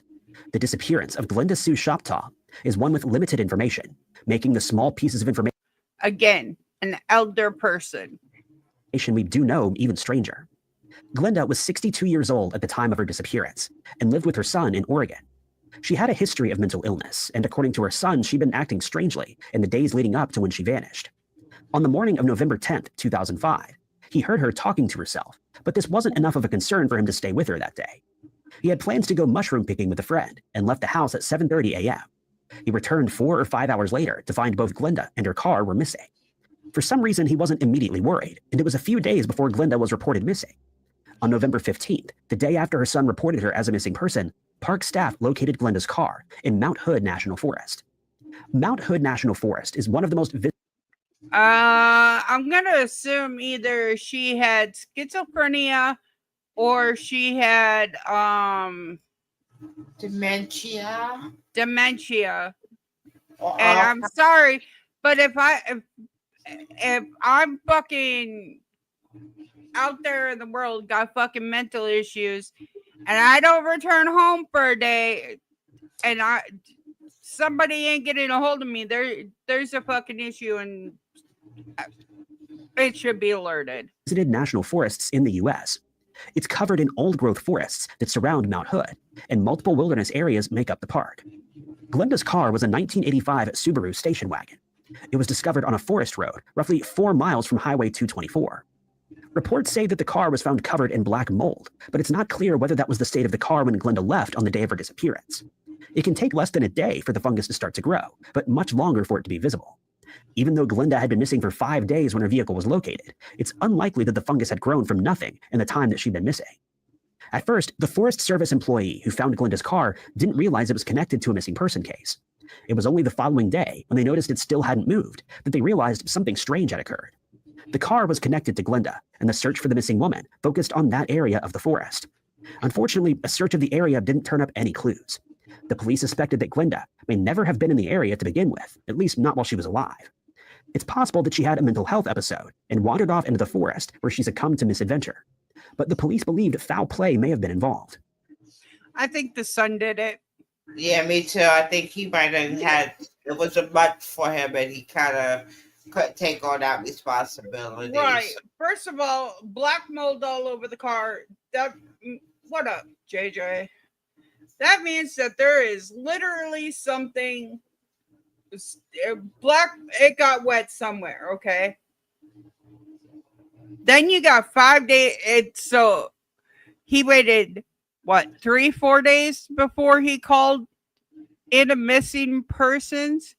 Yeah. Mom has mental health issues. Mom disappears. I ain't calling it in for 4 days. Yeah, that sucks.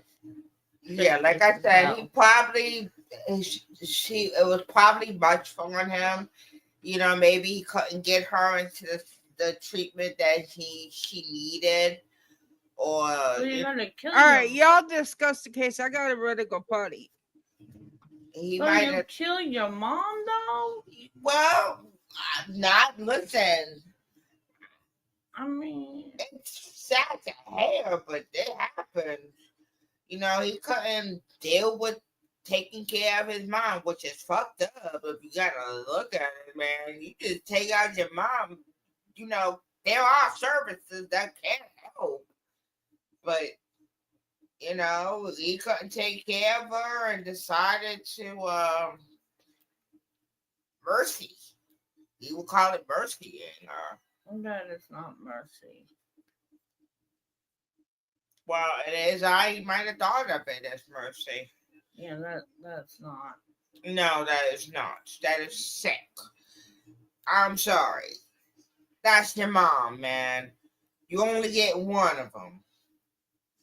Even if they are a pain in your neck, still, they your mom. You don't get no brownie points for any of that. I don't care who you are. That's the shit. So I think that he probably, you know, he couldn't deal with the situation and to cry. Yeah, that's so fucked up, man. Yeah, it is. But still kind of wondering where did he put her?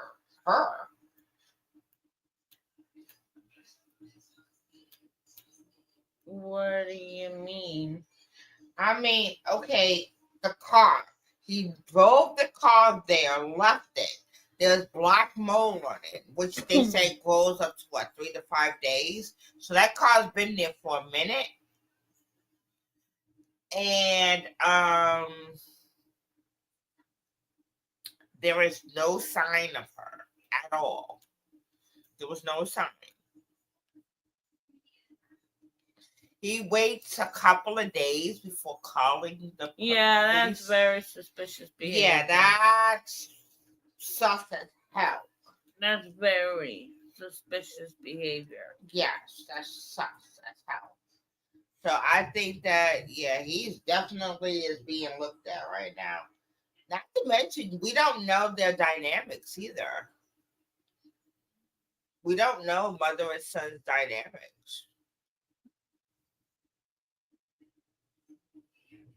I guess that's true.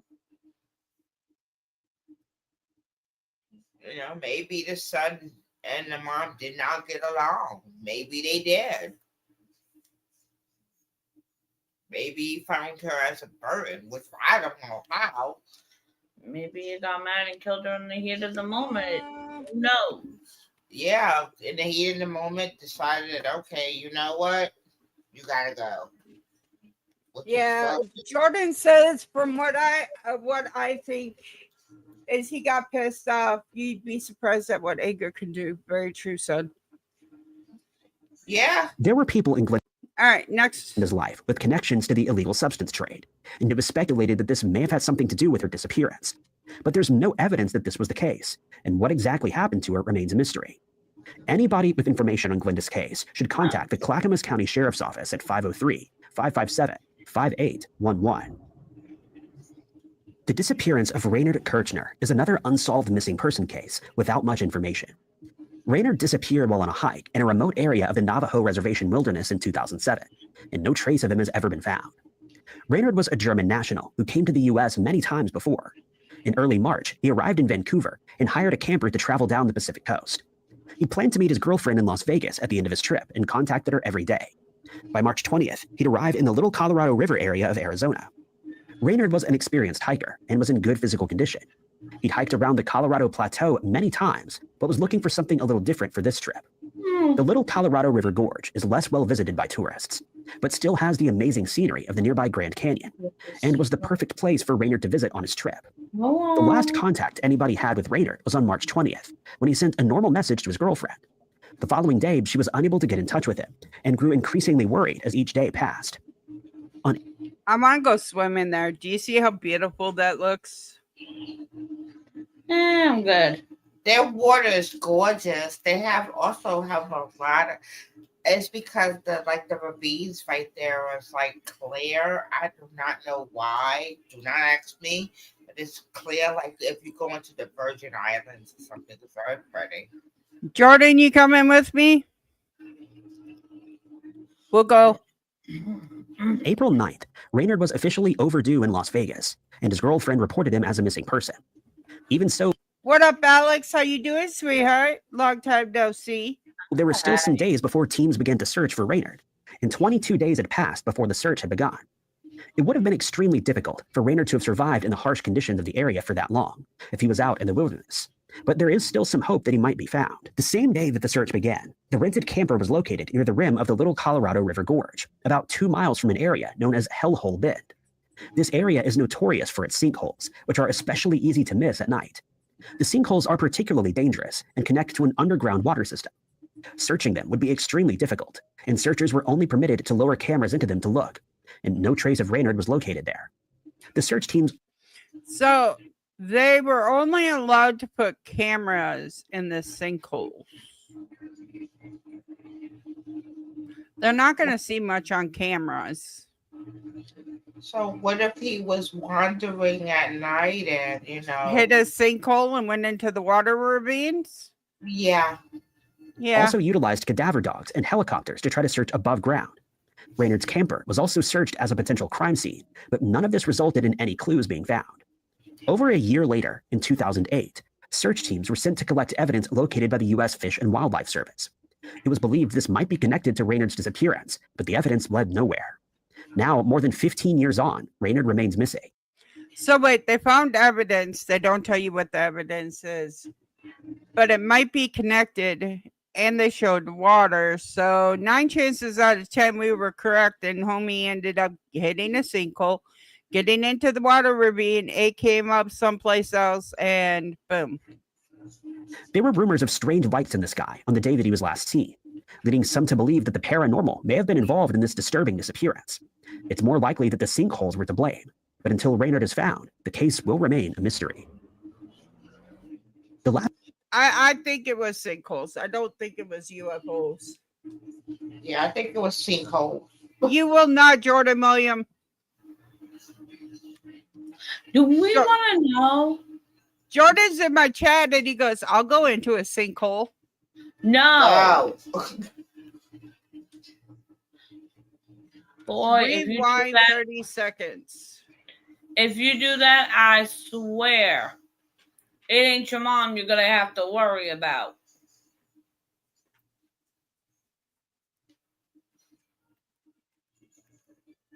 You will not put yourself in any In 20 what's the word? Dangerous positions. Intentional dangerous positions. 2 days had passed before the search had begun. Is It would this have been where you extremely wanted, difficult for Jordan? Raynard to have survived in the harsh conditions of the area for that long, if he was out in the wilderness. But there is still some hope that he might be found. The same day that the search began, the rented camper was located near the rim of the Little Colorado River Gorge, about 2 miles from an area known as Hellhole Bend. This area is notorious for its sinkholes, which are especially easy to miss at night. Look at that. Hellhole mind us. Bend. Don't mind us. It's storming out here, and we're hearing all sorts of weird kind of bangs and booms, and Understandable. this literally sounds like God's playing fucking freaking bowling, okay? Oh, I understand. The sinkholes are particularly dangerous and connect to an underground water system. Searching them would be extremely difficult, and searchers were only permitted to look. So they say again, sinkholes are connected to an underground water system. They're not allowed to go in them because it's really dangerous. They're only allowed to put cameras in there. And on the cameras, they see nothing.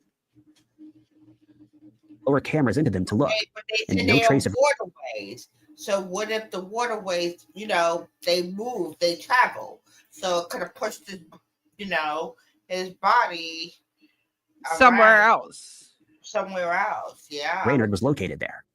The search teams also utilized cadaver dogs and helicopters to try to search above ground. Raynard's camper was also searched as a potential crime scene, but none of this resulted in any clues being found. What? What? Huh? What? Oh no. I was just thinking about what Jordan said about going down a sinkhole. It's like, oh hell no.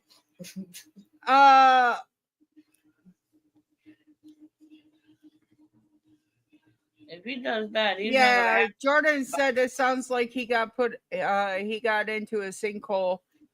I mean, you could literally tie a rope around you and then like go into the sinkhole and have somebody Give else your hold son the. any ideas? Do not give your Yeah, son. but if those even if professional divers and search team are told they are not allowed to go down there, and they're professionals and they went to classes at school for that, then that's a dangerous, and they're not allowed in there. Then True, Jordan. True. What do you say? Due to the fact that they're hiding evidence, it is usually because someone or a cop intentionally did it. you know what? That could be something. Over a year later, in 2008, Because see, now we're in like this looks like where sinkholes would come up.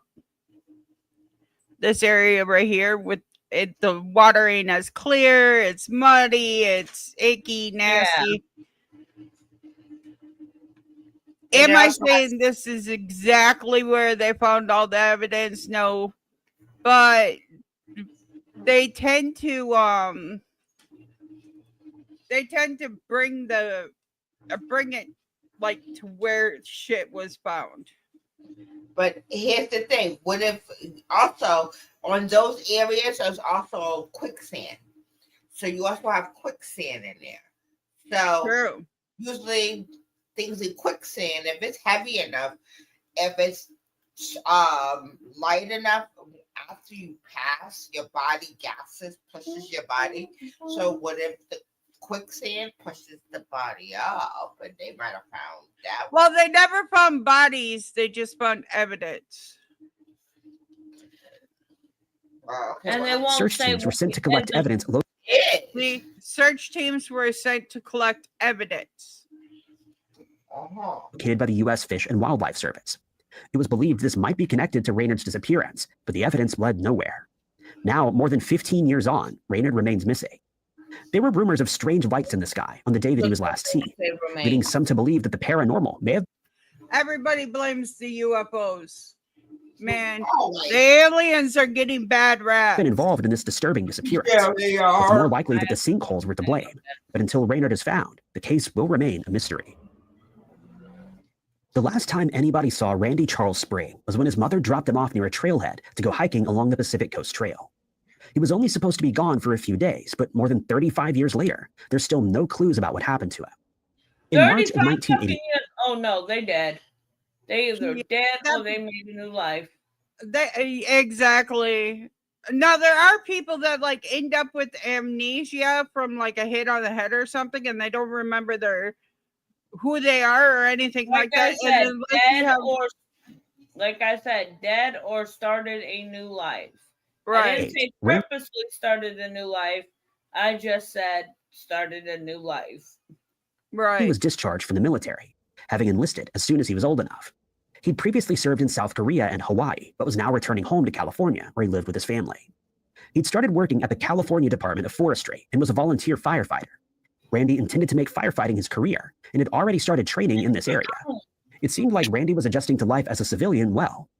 On October 10th of 1988, I could tell you right here, right now, he wasn't. He probably had shell shock, aka PTSD. And that's why he went into the woods. Randy asked his mother to drop him off at a trail near the San Jacinto Mountains. He'd always enjoyed hiking and camping and had plenty of survival experience from his time in the Army. Randy's mother dropped him off into the... Come on, Once again, he had, huh? I said, I'm not liking the noises this fucking house is making at the moment. I don't blame you. ...vicinity of Tipton Road and Whitewater Road in Whitewater, California at 6:30 a.m. Randy told her that he would be gone for a few days and would either hitchhike home or call them to ask for a ride. 10 days passed and Randy's parents still hadn't heard from him. Huh? They contacted the authorities. Why did they wait 10 days? A couple of days. Okay, my son said he'd be home in a couple of days. That's 3 to 4 days. At the 5th fucking day, I'd be on the phone going, hey, my son went here. We dropped him off here. He said he'd call or hitchhike, and he has not come home. Where the fuck is my child? Exactly. Why are we waiting 10 days? No. Where the fuck is my child? To report him missing, and a search began. There are few details available about what the search entailed. Not long after the search effort began, hikers contacted authorities to say that You they'd seen the agree? missing man on... Huh? Oh, I was asking Anna, you agree? She's Oh, like, yeah. yeah, I'd be like that too. Where the fuck is my child? Yeah, like, okay, where the fuck my kid go? the day of his disappearance. It was sometime between noon and 1 p.m. when Randy was spotted at the base of the San Jacinto Mountains. The authorities... What did you do today, Ghost Rider? Yeah, that's okay. We love you anyways. While you type that up, I'm gonna hit play. Authorities were never able to confirm for certain that this was Randy, but the sighting was considered likely. No other trace of Randy was ever found. The search teams were unable to locate any of the Hold items on. that he brought with him, or any signs that he'd been camping in the area. I'm going back a It little seemed bit. like Randy was adjusting to life as a civilian well. On October 10th of 1988, Randy asked his mother to drop him off at a trail near the San Jacinto Mountains. He'd always enjoyed hiking and camping and had plenty of survival experience from his time in the Army. Randy's mother dropped him off in the vicinity of Tipton Road and Whitewater Road in Whitewater, California at 6:30 a.m. Randy told her that he would be gone for a few days and would either hitchhike home or call them to ask for a ride. 10 days passed and Randy's parents still hadn't heard from him. They contacted the authorities to report him missing and a search began. There are few details available about what the search entailed. Not long after the search effort began, hikers contacted authorities to say that they'd seen the missing man on the day of his disappearance. It was sometime between noon. So hikers did see him out there. There's very few details of what the search entailed. Military got him. I got a Ghost Rider tattoo on my right hand. This may have been a good mission. Fuck yes, Ghost Rider. All right. So basically what they're saying is they have no details of what the search is. They gridlock or anything like that. Now this man is a military professional, okay? They train you how to survive out in the middle of bumfucked Egypt with nothing. They train you for that shit.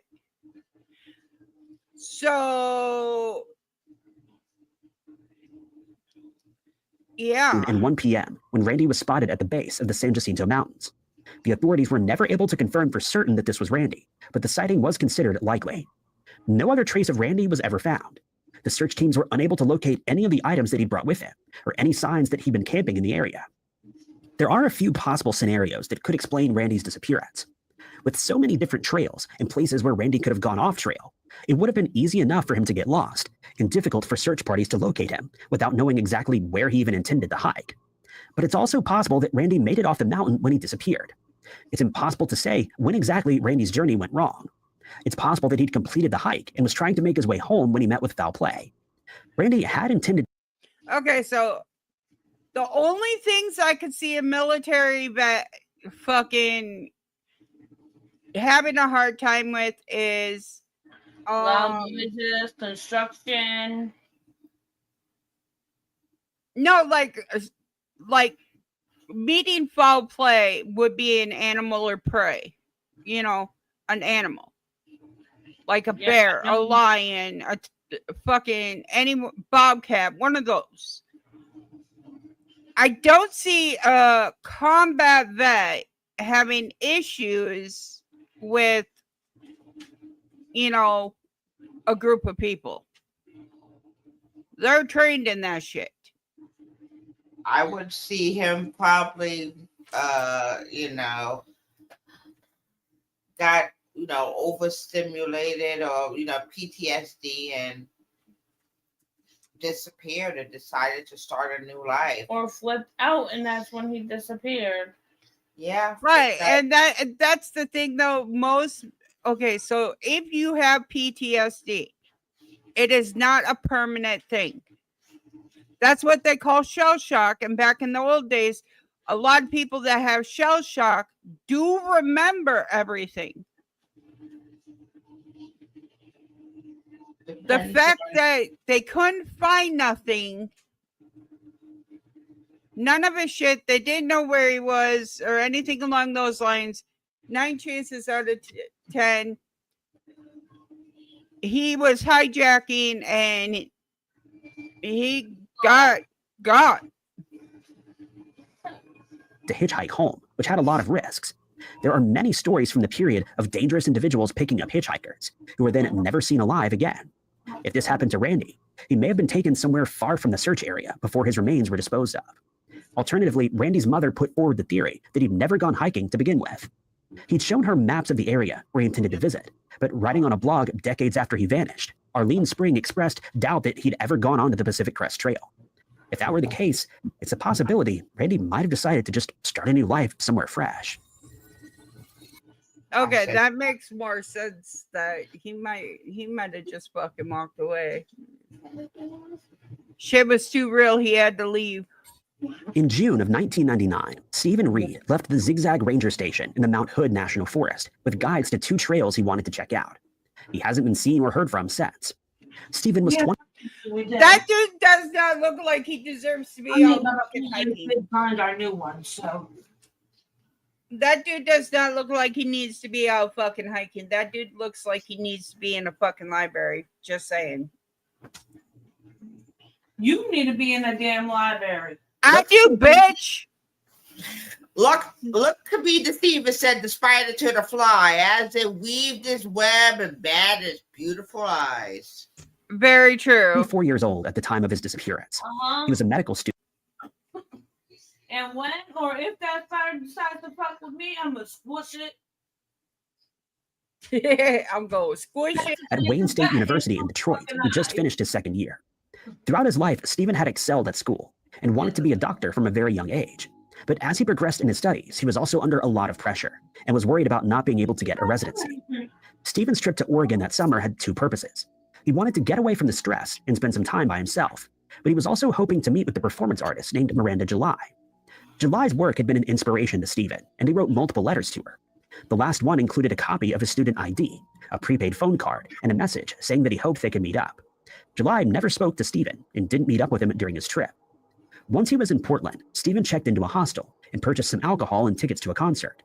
2 days after he first arrived in Portland, on June 22nd, Stephen arrived at the ranger station to start his hike around the Salmon Huckleberry Wilderness. And this is why they always have you signed in so that way they know who has entered the fucking shit. In the Mount Hood National Forest. He collected trail guides for the Ramona Falls and Salmon Butte trails and disappeared into the wilderness.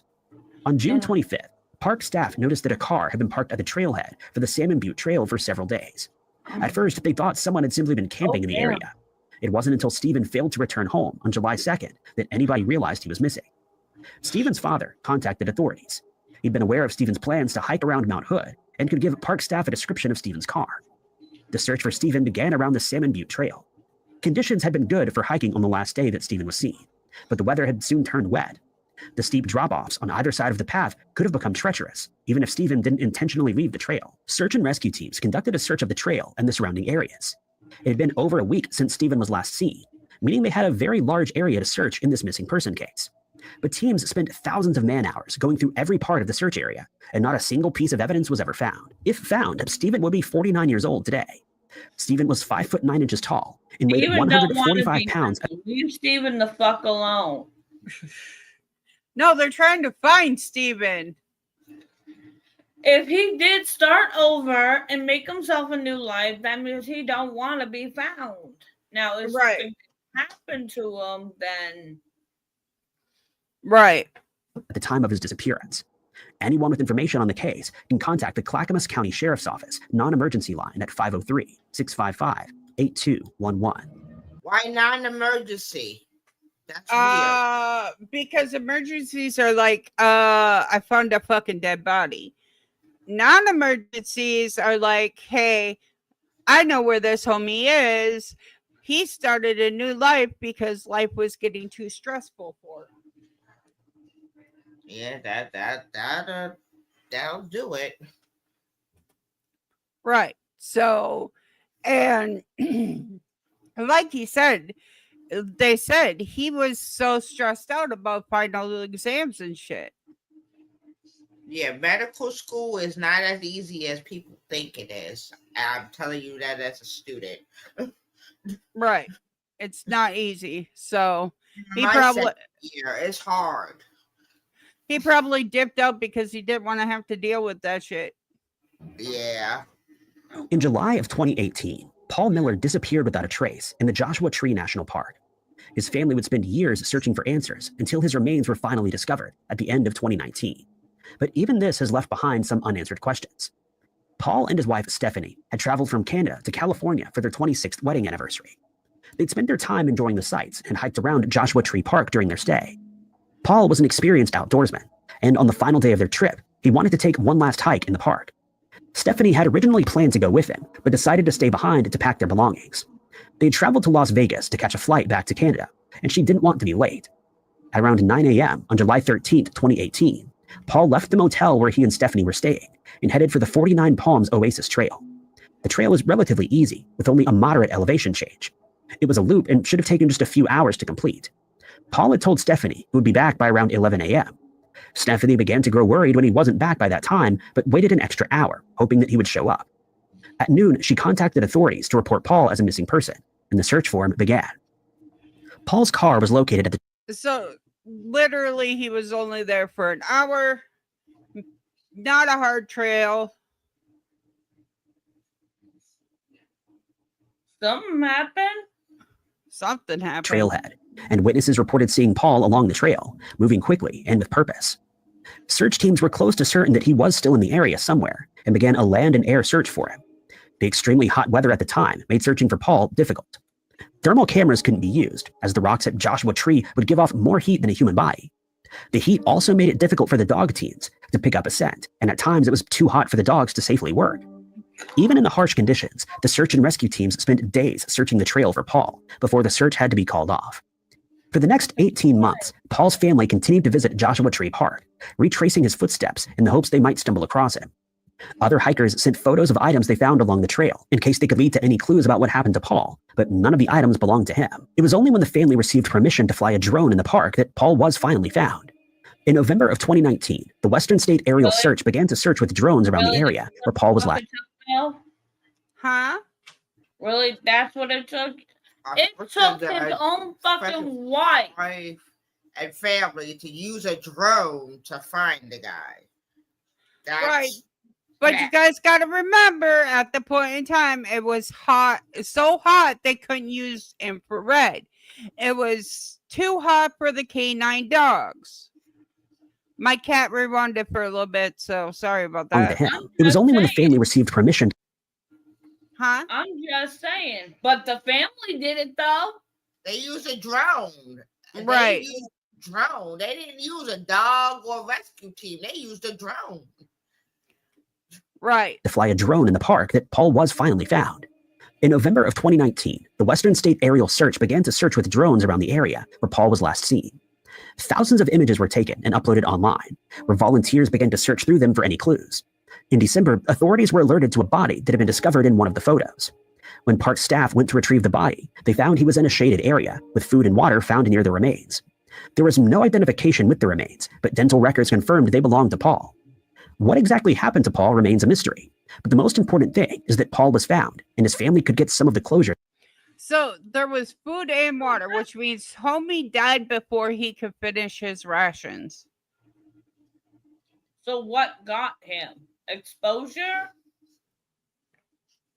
Heat exhaustion, yeah.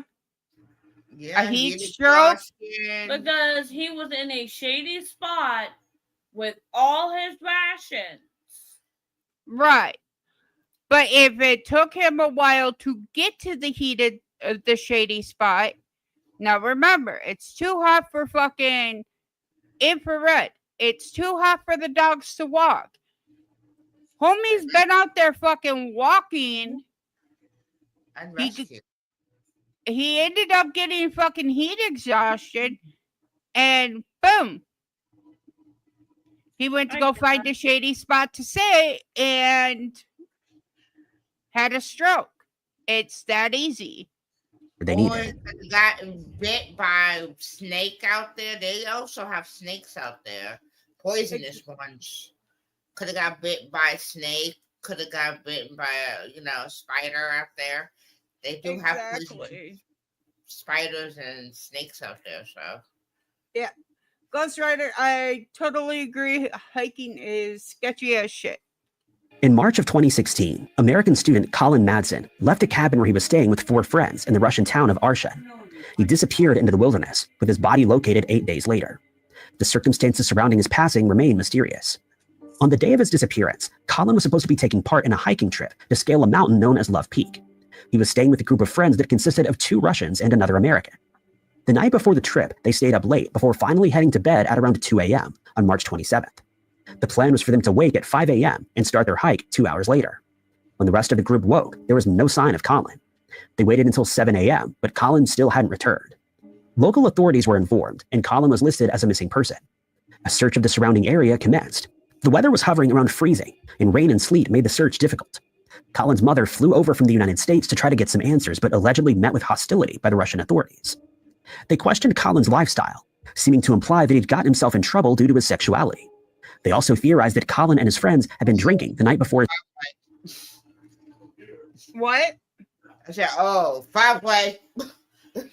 Yeah, I was gonna say, if you're fucking meeting with 2 Russians and an Englishman or U.S. citizen, whatever, and you're hiking, and then they're fucking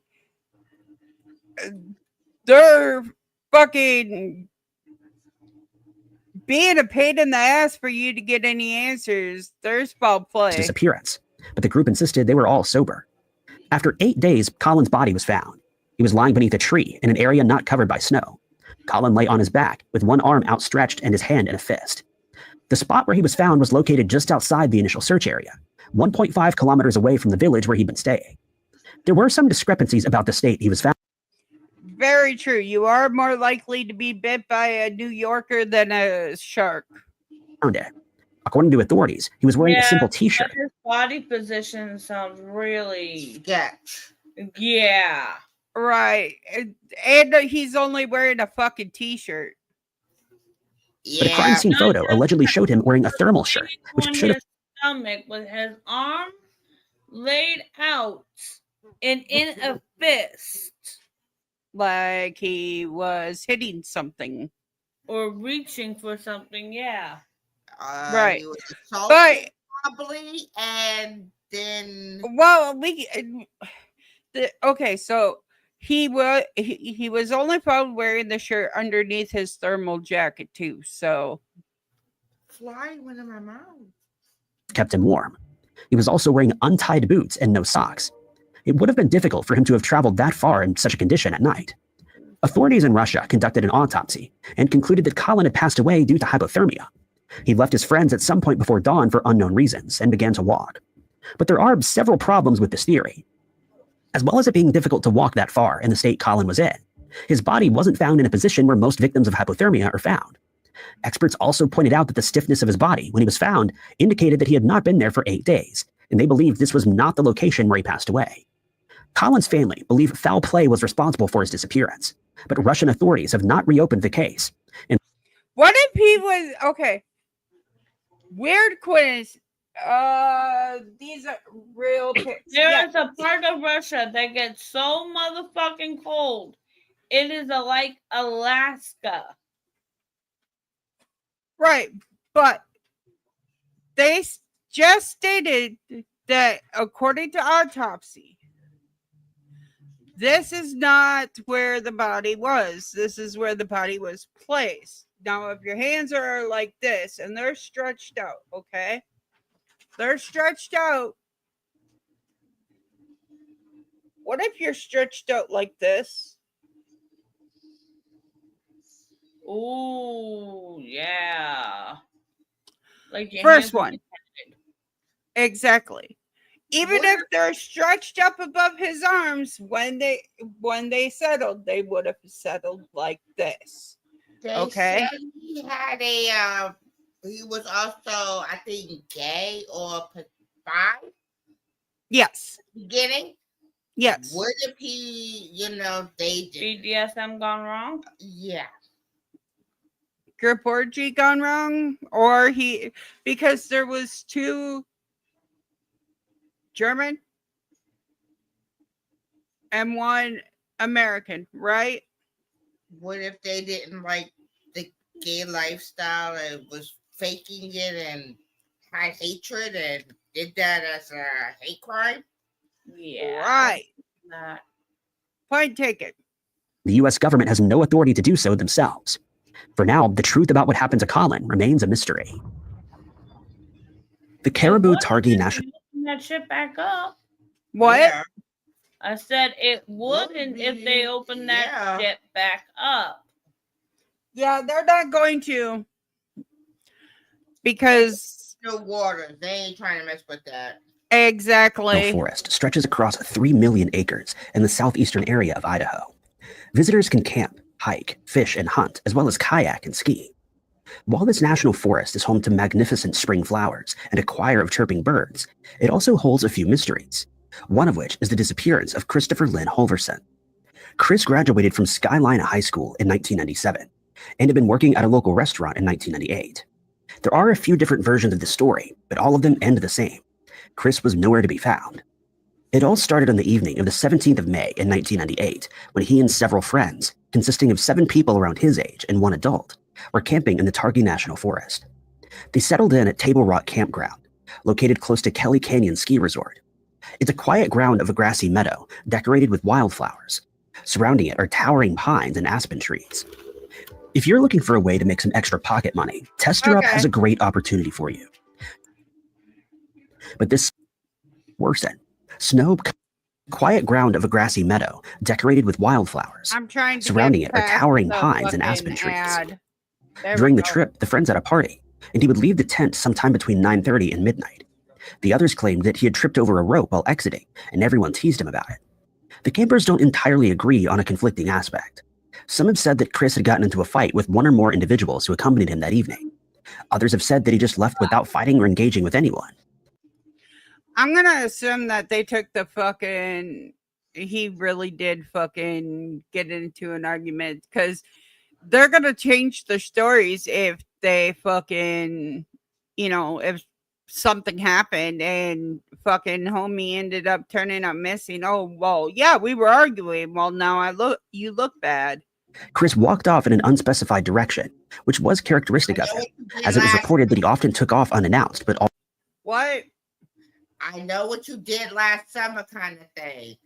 Everybody keep make a pack of a hush hush thing. Nobody tells what really happened. Exactly. Hey, it happens.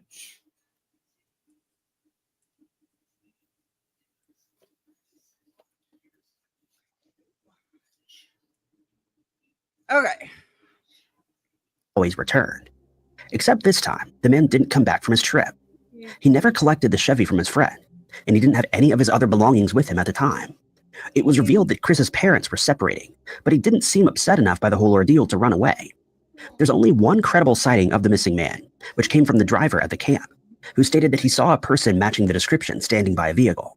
He reported seeing a tall man wearing a blue tracksuit with a white stripe, but this sighting has remained unconfirmed. There's since been no new evidence that's come up for the last 26 years. There exist two different theories about this case. One of them paints the picture that after walking off, Chris succumbed to the elements.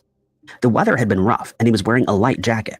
He didn't have a flashlight on him, but wildlife encounters were rare, and according to the locals and regular campers, it was I don't think he fucking just. I don't think he just walked up without a flashlight in the middle of the night. I think That it shit. was I think it was a, you know what, I know what you did last summer kind of situation. They got into a fight or an argument, and everybody was sworn to secrecy. Exactly. I think so too. Or Yellow Jacket. That's another thing. I didn't watch that show. I did. But yeah, kind of one of them things that they swore to secrecy, not to tell anybody. It's extremely difficult to get lost in the open wooded area. The second theory is a bit more sinister, yet it remains nothing more than a suggestion. Something happened that night that the group had kept a secret, according to the theory. The campers had told the same story upon investigation, but in the years that followed, it seemed to evolve. Allegations have been made about sketchy behavior taking place at the party, and the days that came after the initial disappearance. No one has made an allegation that anyone had taken the man's life, but rumors still run unchecked. There's said to have been some Facebook groups dedicated to Chris, where family and friends of those who camped with him that night might have gotten into back and forth disagreements. Allegations have been thrown around on this group, one of which stated that the stepfather of one of the teenagers had threatened them into silence.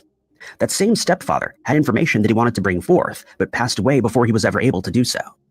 These allegations remain exactly that, an allegation, none of which have been proven. At the time of his disappearance, Chris Lynn Holverson was 6 feet and 2 inches tall. He weighed somewhere around 155 pounds and wore a blue jacket with a white stripe on one side. He's described as a brown-haired male with brown eyes and wears eyeglasses. Should anyone have any information regarding the missing man, you're encouraged to contact the Madison County Sheriff's Office at 208-356-5426. I think they buried his ass. That's what I fucking think. I think they did too. I think they had an argument, a fight ensued, someone passed away, and they buried them, and they did. I know what you did last summer situation. They decided everybody was sworn in secrecy. Anybody tells, and it's going to be their problem. Exactly. He would now be the age of 45 years old. Number 9. Located in New Mexico is a national park home to many mysteries. The Santa Fe National Forest is made up of 1.6 million acres of valleys, mountains, and mesas that range to elevations of 5,000 to 13,000 feet. Back in 2017, something strange started happening. For several months, an increasing number of man-made structures began to appear. They were made of downed wood and appeared to be intricately designed, resembling something of a teepee. No one would be able to inhabit these structures, as the inside space was far too small, and whoever was making them needed to be caught. Some of these structures were made using 1,000 pieces and stood 2 to 3 stories tall. Forest officials have found at least 8 such structures littered across the park. Wait, they found teepee-like structures across the park that stand fucking tall as fuck. Anybody want to say Bigfoot? Nope, I didn't see nothing. I didn't hear nothing. I don't know. So, in other words, the Santa Fe National Forest is a pretty weird place that holds some secrets that are yet to be uncovered. But one of the most prominent ones is the case of Melvin and Adele. It was the 6th of September 2009 when Melvin... Nope, don't know shit. Nobody knows something. Nothing. bow hunting with 2 friends. They were in the Elk Mountain area of the forest close to... I know something. She's like, I don't know shit. You can't prove it. to Pecos, New Mexico. With him, he had a .44 caliber revolver, camouflage print Martin bow, and zebra-striped arrows. He'd been wearing camouflage jackets and had polypropylene underclothes, thermal socks, boots, a Lucky 13 pendant, and a Seiko watch. At 4:30 p.m. that day, Mel strayed from the campsite but told his friends that he wouldn't be going far and would be back before nightfall. Unfortunately, he wasn't back before nightfall. In fact, he didn't come back at all. He was gone. A lengthy investigation into his disappearance commenced. The Jeep Cherokee belonging to Mel was found at the campsite with the number plate HKJ664. Inside it was his backpack, cell phone, and GPS unit. This appeared unusual to his hunting companion because he would always carry the GPS with him so that he wouldn't get lost in the vast landscapes. Canine units were able to pick up the scent of the missing man at 50 yards from the camp, down a route that he used regularly. According to the family, he'd become lost once before, and after that incident, he never strayed too far from the site again. Yeah, I think something, Mr. Nefarious Your happened? mama, a Bigfoot froggy, sorry but true. Troll is coming out. Hey, she probably is. What? Had no health.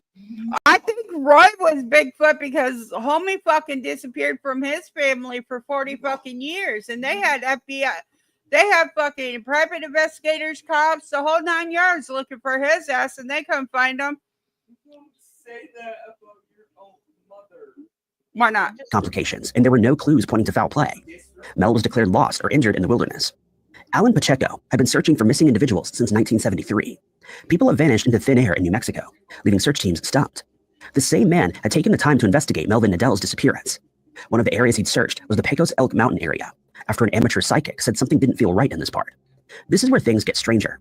As mentioned previously, the forest is home to peculiarities and secrets that remain hidden. While investigating the area, Alan made use of a Geiger counter around an old fire pit. Some readings turned up on the device, but it failed. After he left the immediate area, the equipment suddenly started working again.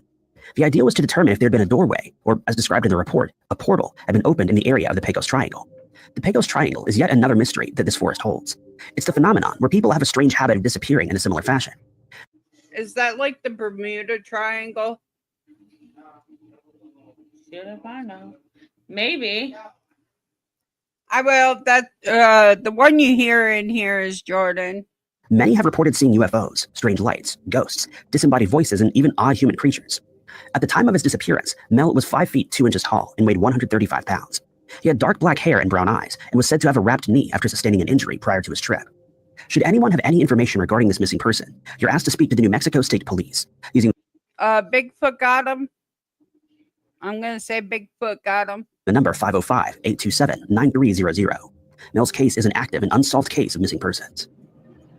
Number 8. The Mark Twain National Forest is said to be the domain of hellhounds and other demonic creatures.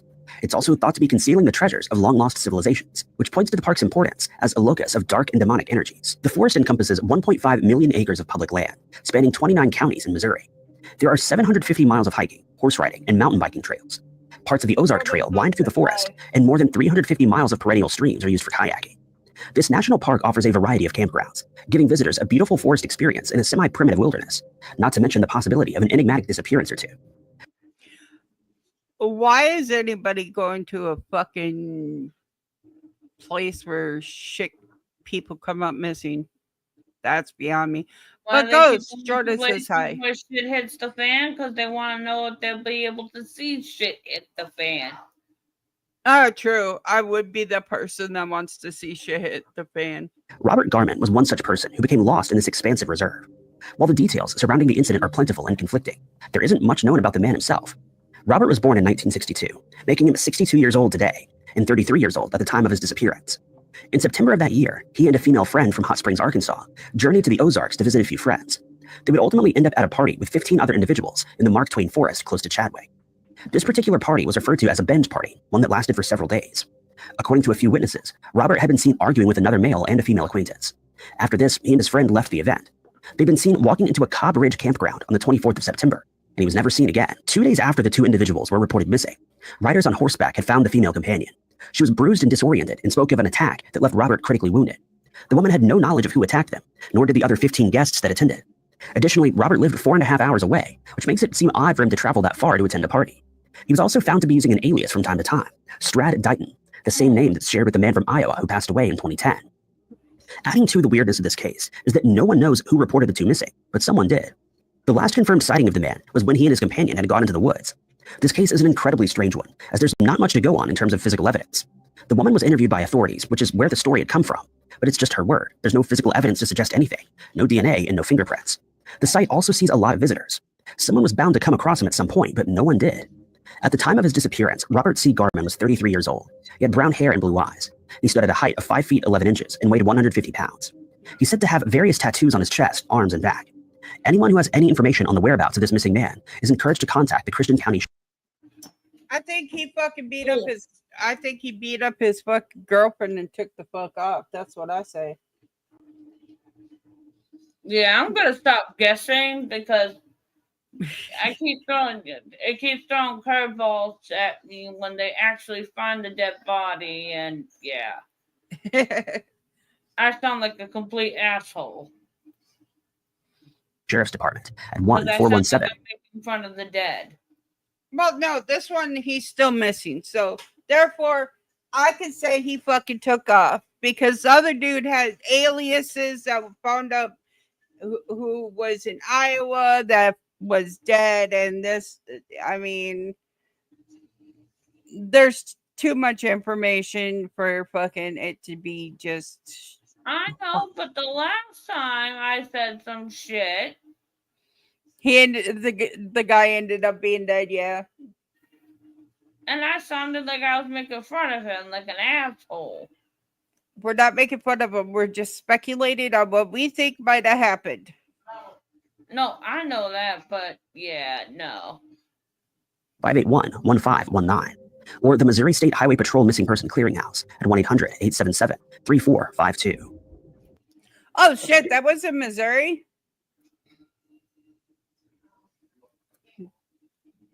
What part?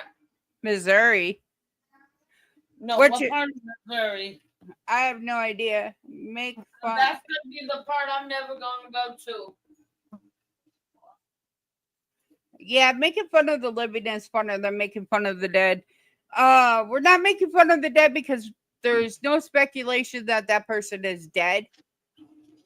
So therefore, he could have easily fucking created a whole new life.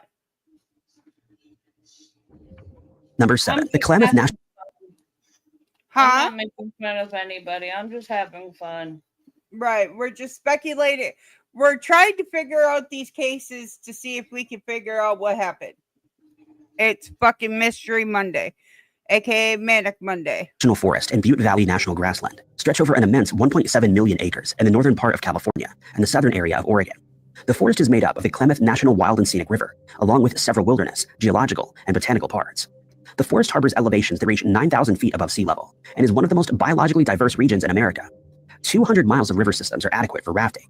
This national forest is also one where quite a few disappearances have occurred and is home to other mysteries. Part of the wooded area falls in Siskiyou County, where there are many unsolved disappearances. This disappearance, though, centers around a particular woman, Marie Louise Andrew. On the 20th of August, 1987, Marie left Davis, California in an upset state. She'd been in an argument of an unknown nature. She wore a tan jacket or sweater, blue jeans, and yellow earrings with a white stone at the time that she left. It's said that she officially disappeared on the 20th of August, the day she left, but it wasn't until the 5th of September that she was officially reported missing. It was 20th, 1st, 21st, 22nd, 23rd, 24th, 25th, 26th, 27th. It was about a week. It was 10 days.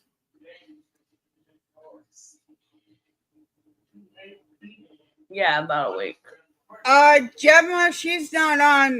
The one that's on is Angie. Hi. Go says hi. on this day that her car was found abandoned on a forest road in the Beaver Creek region of the Klamath National Forest. This area falls in Siskiyou County. Wait, did you The fish think and I was Anna? No, Gemma. Oh. Game officer who discovered the vehicle. I think I can hear it, yeah. Except no accent. Yep. Called Marie's family to inform them. It was after this that they would go on to make a report. Local law enforcement claimed they'd seen her car as early as the 20th of August. Another sighting came from a Klamath River area store owner who saw her at the store around the same time. This witness stated that Marie had asked him about local campgrounds, and so an extensive search would ensue. They scoured surrounding areas, but there were no signs of the missing 37-year-old. Her case is considered to be one of the suspicious circumstances, and a few questions have been left unanswered. Who was the argument with? Did they follow her? And where did she go? It's also not been determined if cadaver dogs were used to pick up on her scent. It's also not been said if she went to any of the recommended campgrounds that she asked the store owner about. There exists very little information regarding her case, but there are a few things known about the missing woman herself. Marie was born in 1950, making her 74 years old this year. At the time she disappeared, she was 5 foot 4 inches tall and weighed 130 pounds. She's said to have had brown hair and blue eyes and has a chipped front tooth. You're good, Ghost. Oh, shit. Her shoe size is 7, and her pants were a 29-inch waistline. Her case remains active and is under investigation by the Siskiyou County Sheriff's Department, which can be... I bet your hand does hurt. Getting a tattoo on it normally does hurt. And with this one, I think literally the person she got in an argument with followed her. Contacted at 530-841-2900. Marie had no known medical conditions at the time she went missing, but it's noted that she was quite upset at the time. Number 6. The town of Silver Plume, also referred to as a living ghost town, can be found in Clear Creek County, Colorado. It was used as a silver mining camp that stretched along Clear Creek in the Front Range of the Rocky Mountains. I want to go to a ghost town. The federally designated area of the Georgetown Silver Plume National Historic District consists of Silver Plume, Georgetown, and the Georgetown Loop Historic Mining and Railroad Park. It's also the town of mystery, where 2 people disappear with a strange connection to one another. To embark on this missing person case, we have to go back to the 7th of September in 1987. It was on this day that Tom Young, a bookstore owner, had vanished along with his dog, Gus. He told everyone that he was going on vacation to Europe, but when 3 weeks had gone by, his absence became suspicious. 10 months later, on the 31st of July in 1988, 2 hunters were hiking on Republican Mountain, just outside of Silver Plume, when they found the remains of Tom and Gus. Damn. Huh? I was laughing at the name Republican Mountain. Circumstances surrounding their passings were strange, but were ultimately closed by the Clear Creek County Sheriff's Office. This case, though, is about Keith Richard, who, 9 months after Tom's disappearance, had moved into the bookshop and opened an antique store. For 23 years, Keith was a sports reporter for a Chicago newspaper. He learned of the disappearance of the former inhabitant and quickly grew obsessed with the case. He began asking everyone around town about the disappearance and more information about Tom, and would even base a character in his novel on the mysterious disappearance. His daughter, Tiffany, noted that authors like to live the story of their characters, and this is precisely what happened with Keith. 1 week after Tom and Gus were discovered by the hunters, the antique shop owner would close up at 2:30 that afternoon. He began to walk around town, telling everyone that he would be hiking through to the nearby Pendleton Mountain, which he would then climb to the very top of. At 4 p.m., he stopped by Ted Parker, who ran a cafe right across from him, and with whom Keith had been acquainted for 40 years. He told Ted that he would be embarking on this journey, but he didn't take him seriously. But the missing man would be last seen heading toward the Pendleton Mountain. There are 2 trails that can be used to get to the 7,605-foot mountain located in the Denali National Park and Preserve. One way is to walk from the parking area on Guanella Pass Road. Hikers would need to follow the old mining roads up to a ridge trail at the bottom of Leavenworth Mountain. The walk goes right through a forested area until reaching the alpine tundra. Another way would be walking up Leavenworth Creek Road to a drainage point, making a few turns, and then heading north until reaching the summit. To reach the top of Mount Pendleton takes no less than 6 hours. This is why Ted hadn't taken his friend seriously. It was much too late to hike up such a mountain, and he was only wearing a flannel shirt with no jacket, jeans, and tennis shoes. He had no supplies and no GPS. That evening, Keith never returned. The next day, helicopters would circle Pendleton Mountain in search of the missing man. Okay. What? And that is why you should have made sure your friend was fucking okay. Right. Like if your friend at fucking late at night only wearing a flannel is going, hey, I'm going to go climb this fucking mountain, I'd be like, homie, what drugs are you taking? You okay? Do you need fucking gear? Cause you're not prepared. What the fuck's going on, homie? 125 men and trained dogs combed the terrain for several days, but it proved futile. No clues were unearthed as to where the man may have disappeared to. It was just gone. In their 30 years of operation, the Colorado Alpine Rescuers found every missing person every single time. Keith's friends had found his unfinished novel still open on his computer, with the last words being, quote, Guy Gypsum changed into some hiking boots and donned a heavy flannel shirt. He ended with, he understood Tom now and his motivation. Guy closed the door, then walked off toward the lush, shadowless Colorado forest above. Keith was last seen on the 7th of August in 1988. He was 6 feet tall and weighed 210 pounds. He had blue eyes and gray hair at the time. If anyone has any information...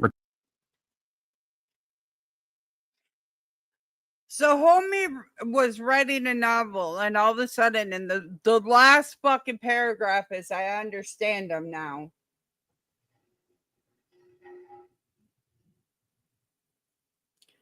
The ghost get to him, or did fucking being in mining town fucking get to him?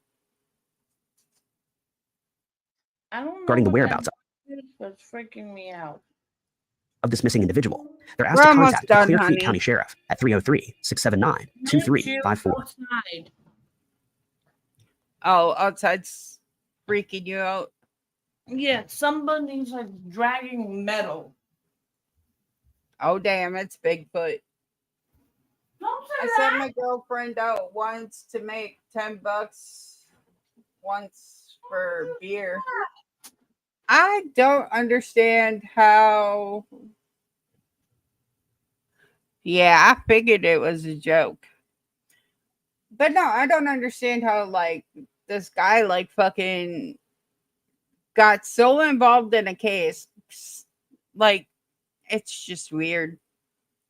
That's what it is. It's weird. Number 5. America's Everglades National Park is the largest subtropical wilderness in the U.S. It's the habitat of various rare and endangered animals like the manatee, American crocodile, bull sharks, and the Florida panther.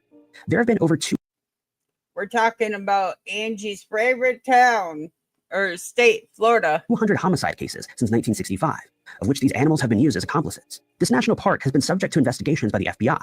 It comes as no surprise that many would become lost here, as the park stretches across 1.5 million acres of southern Florida. On the Do you guys want to know something really weird? I know you're in Florida. If you manage to go through the Everglades and whatnot, and you want to get rid of a body, make sure that you do it where the fucking gators are, because they will eat the body. Yes and no. If you cut the body up, they will eat it. If they're hungry enough. You're telling me that with all the gators out there in the Florida Everglades, there is not 30 fucking hungry gators out there? They don't eat the damn bodies. I'm just saying they don't eat all the bodies. Right. Exactly. It's easy as pie. You cut them up into little, so do pigs. You cut them up into little fucking servings, especially with sharks out there too. The blood attracts them. So you fucking just sit there and you throw out fucking body parts as you're going down the Everglades in a fucking boat, and boom. Easy to get rid of a body. I'm not saying they don't eat the bodies. They just don't sometimes eat all of the bodies. Right. That's why I said cut them up into little pieces, throw them in a cooler, and then fucking chuck them out like they were fresh kill. How about we don't? Fucking Ghost says only idiots get caught, get busted for murder. True. of March in 2011, Roger Sawyer, a 67-year-old from Oregon who was working as a butcher, accompanied his family to this national park during a cross-country trip in their mobile home. He was said to be an experienced outdoorsman, but he disappeared I'm going to assume mobile home means RV. mysteriously while camping in the Flamingo campground. On this day, the family had gone to the visitor center, but Roger and his wife stayed behind, but were in two different areas of the grounds. Hikers who are supposed to be experienced and something just happens to happen to them. Yeah, no, well, okay, so like there was Go ahead, try to cover this one up. Go ahead. You can't cover up all of them. Some of them are fucking strange fucking disappearances and shit like that.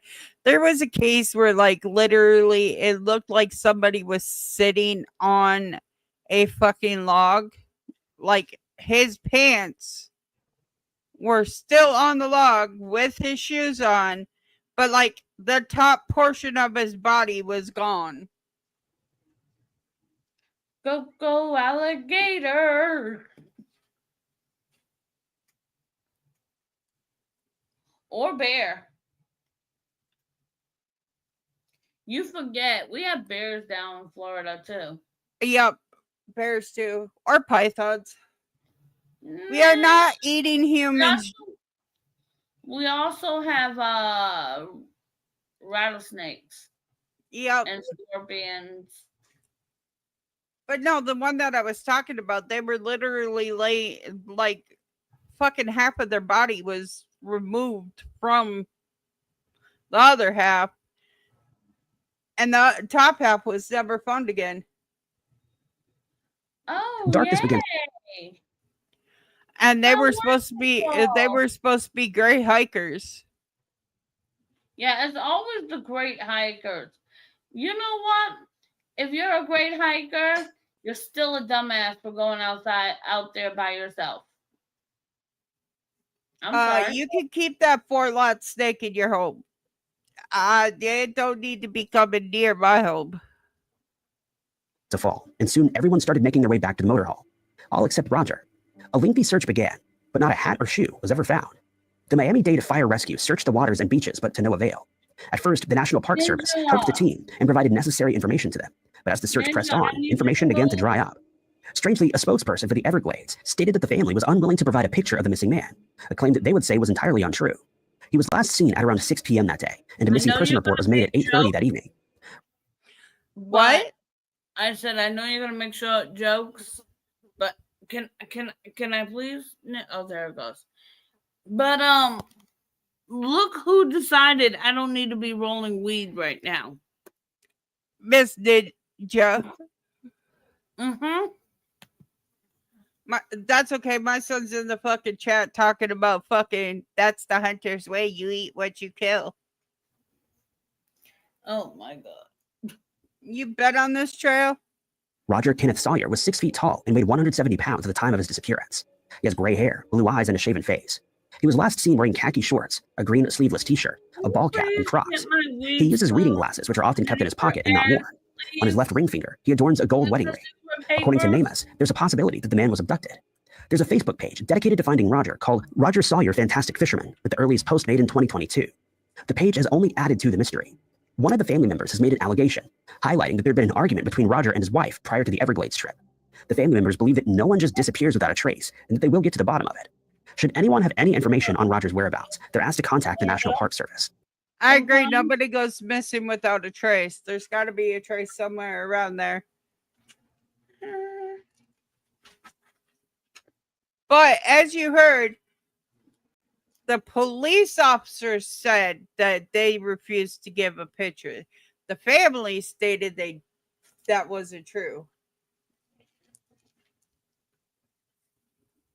Additionally, the Park Service is looking into how information was disseminated during the search. Crime Stoppers can be contacted at 305-471-TIPS or 1-866-471-8477. Alternatively, you can visit the website at crimestoppersmiami.com and select the Submit a Tip option. Number 4, found in the heart of north central Idaho. Okay, after this one, I know there's only 3 left, but we've been live for like fucking 2.5 hours. We're going to cut it after this one and in the live streams. Let us know if you want more of these like videos and shit. That trail is sketchy. Why is that trail sketchy? That's what I want to know. Because. But if you guys want more videos like this, let me know. I can search them up for Mystery Manic Mondays. How about this? It's sketchy because I said it's sketchy. Jordan, we're not opening up a Krabby Patty fucking shop. But you could come get the kitties. They're fucking climbing all over my shit. Is the beautiful, diverse land of the Nez Perce Clearwater National Forest, which spans across 4 million acres. The land ranges from the dry canyons of the Salmon River to the moist cedar forests of the Selway Drain. Wait, Ghost Rider, you said there's panthers and random evil folks. Oh yeah, panthers. Yeah, the people that are out in the woods. You got the Badlands, you got the Witch's Woods. You have the Everglades, which actually the Witch's Woods is in the Everglades, but... So basically what I'm hearing is you don't want to be out there at fucking nighttime. Yeah, pretty much. Got it. And you don't want to be seen... What I used to do when I was younger, just be out there. And you don't want to be seen arguing with women because, you know, women are going to take that a total different way. The park provides breathtaking scenery, adventurous wilderness, fisheries, wildlife, and pristine water quality. The forest encompasses the homelands of the Nez Perce Native Americans. It was here that 62-year-old retired state police captain Ronald S. Gray embarked on an elk hunting trip with at least one other from his hometown, North Brookfield. When the trip was nearing its end, Ronald opted to stay for a few more days to hunt by himself, which was something he had done before. Those closest to him were hopeful that he would be found safe since he survived a brutal attack back in Vietnam, but he's been missing since the 23rd of September 2008. After a few days of hunting alone, he was supposed to meet up with the rest of his companions at Otter Butte in the Selway area of the forest, but he never arrived. There does exist an unconfirmed report that a radio transmission was received by the missing man, who said he'd hurt his knee and was trying to make it back to camp. The date of the transmission is not known, and there's also no telephone service in the area. Ronald is believed to have had more than one GPS unit on him at the time of his disappearance, so getting lost was probably not the case here. It wasn't until 3 days later that the retired captain was officially reported missing. His last known area was the Bitterroot Selway, a part of a remote camp on Mirror Lake Ridge. The county sheriff's department, with the assistance of the Hillcrest Aviation and the Idaho Army National Guard, searched the grounds and air for 5 days but found nothing. A group of trained volunteers also helped in searching for Ronald on foot, horseback, and ATV. Some of the searchers had been camped out in the area and kept a campfire going all night, hoping that the missing man could find his way to them. During the efforts, a Black Hawk helicopter was also used. Searches spanned over 5,200 square miles.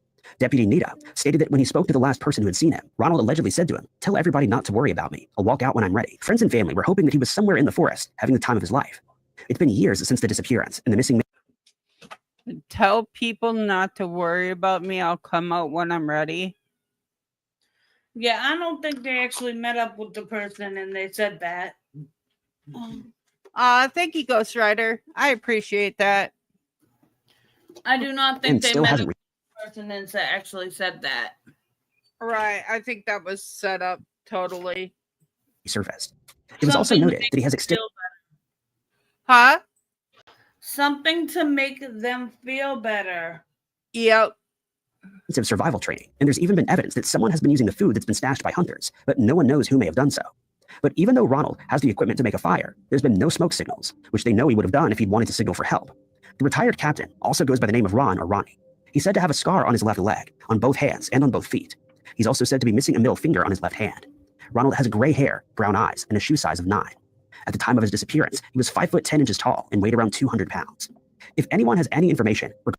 So, here's what I'm going to assume. Homie's still living in a fucking cave somewhere, because food gets taken by hunters, right? And campers. Food just magically fucking disappears. Don't worry, I'll come out when I'm ready. Homie's in there fucking living the best of his fucking life, rent fucking free. I don't know. He's a captain. He would know how to fucking survive. He would know he had GPS signals left and right. So it ain't like he's going to get lost. And he could be there having fun.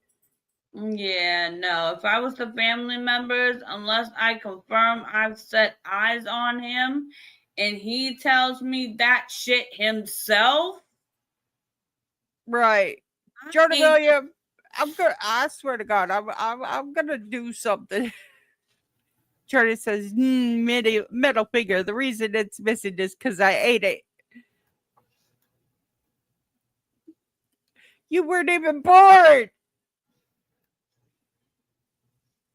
Fucking Regarding the kid. whereabouts of this missing man, you're encouraged to contact the Idaho County Sheriff's Office at 208-983-1100. The missing man would now be the age of 78 years old. Number 3. All right. We're going to end it there because, it's that time. But I had fun listening to them. If you know anything about any of these missing people and your or whereabouts, go ahead and fucking dial all the numbers. We hope you enjoyed the stream. We love and appreciate every single one of you. If you want to and you enjoyed it, don't forget to hit the like, subscribe. And if you want to become a member of the Lunatic Froggy channel and become a tadpole, it's 99 cents. We hope you guys had a great we hope you guys had a great day. Love you all. Bye. The cold air. I hadn't ended your stream yet.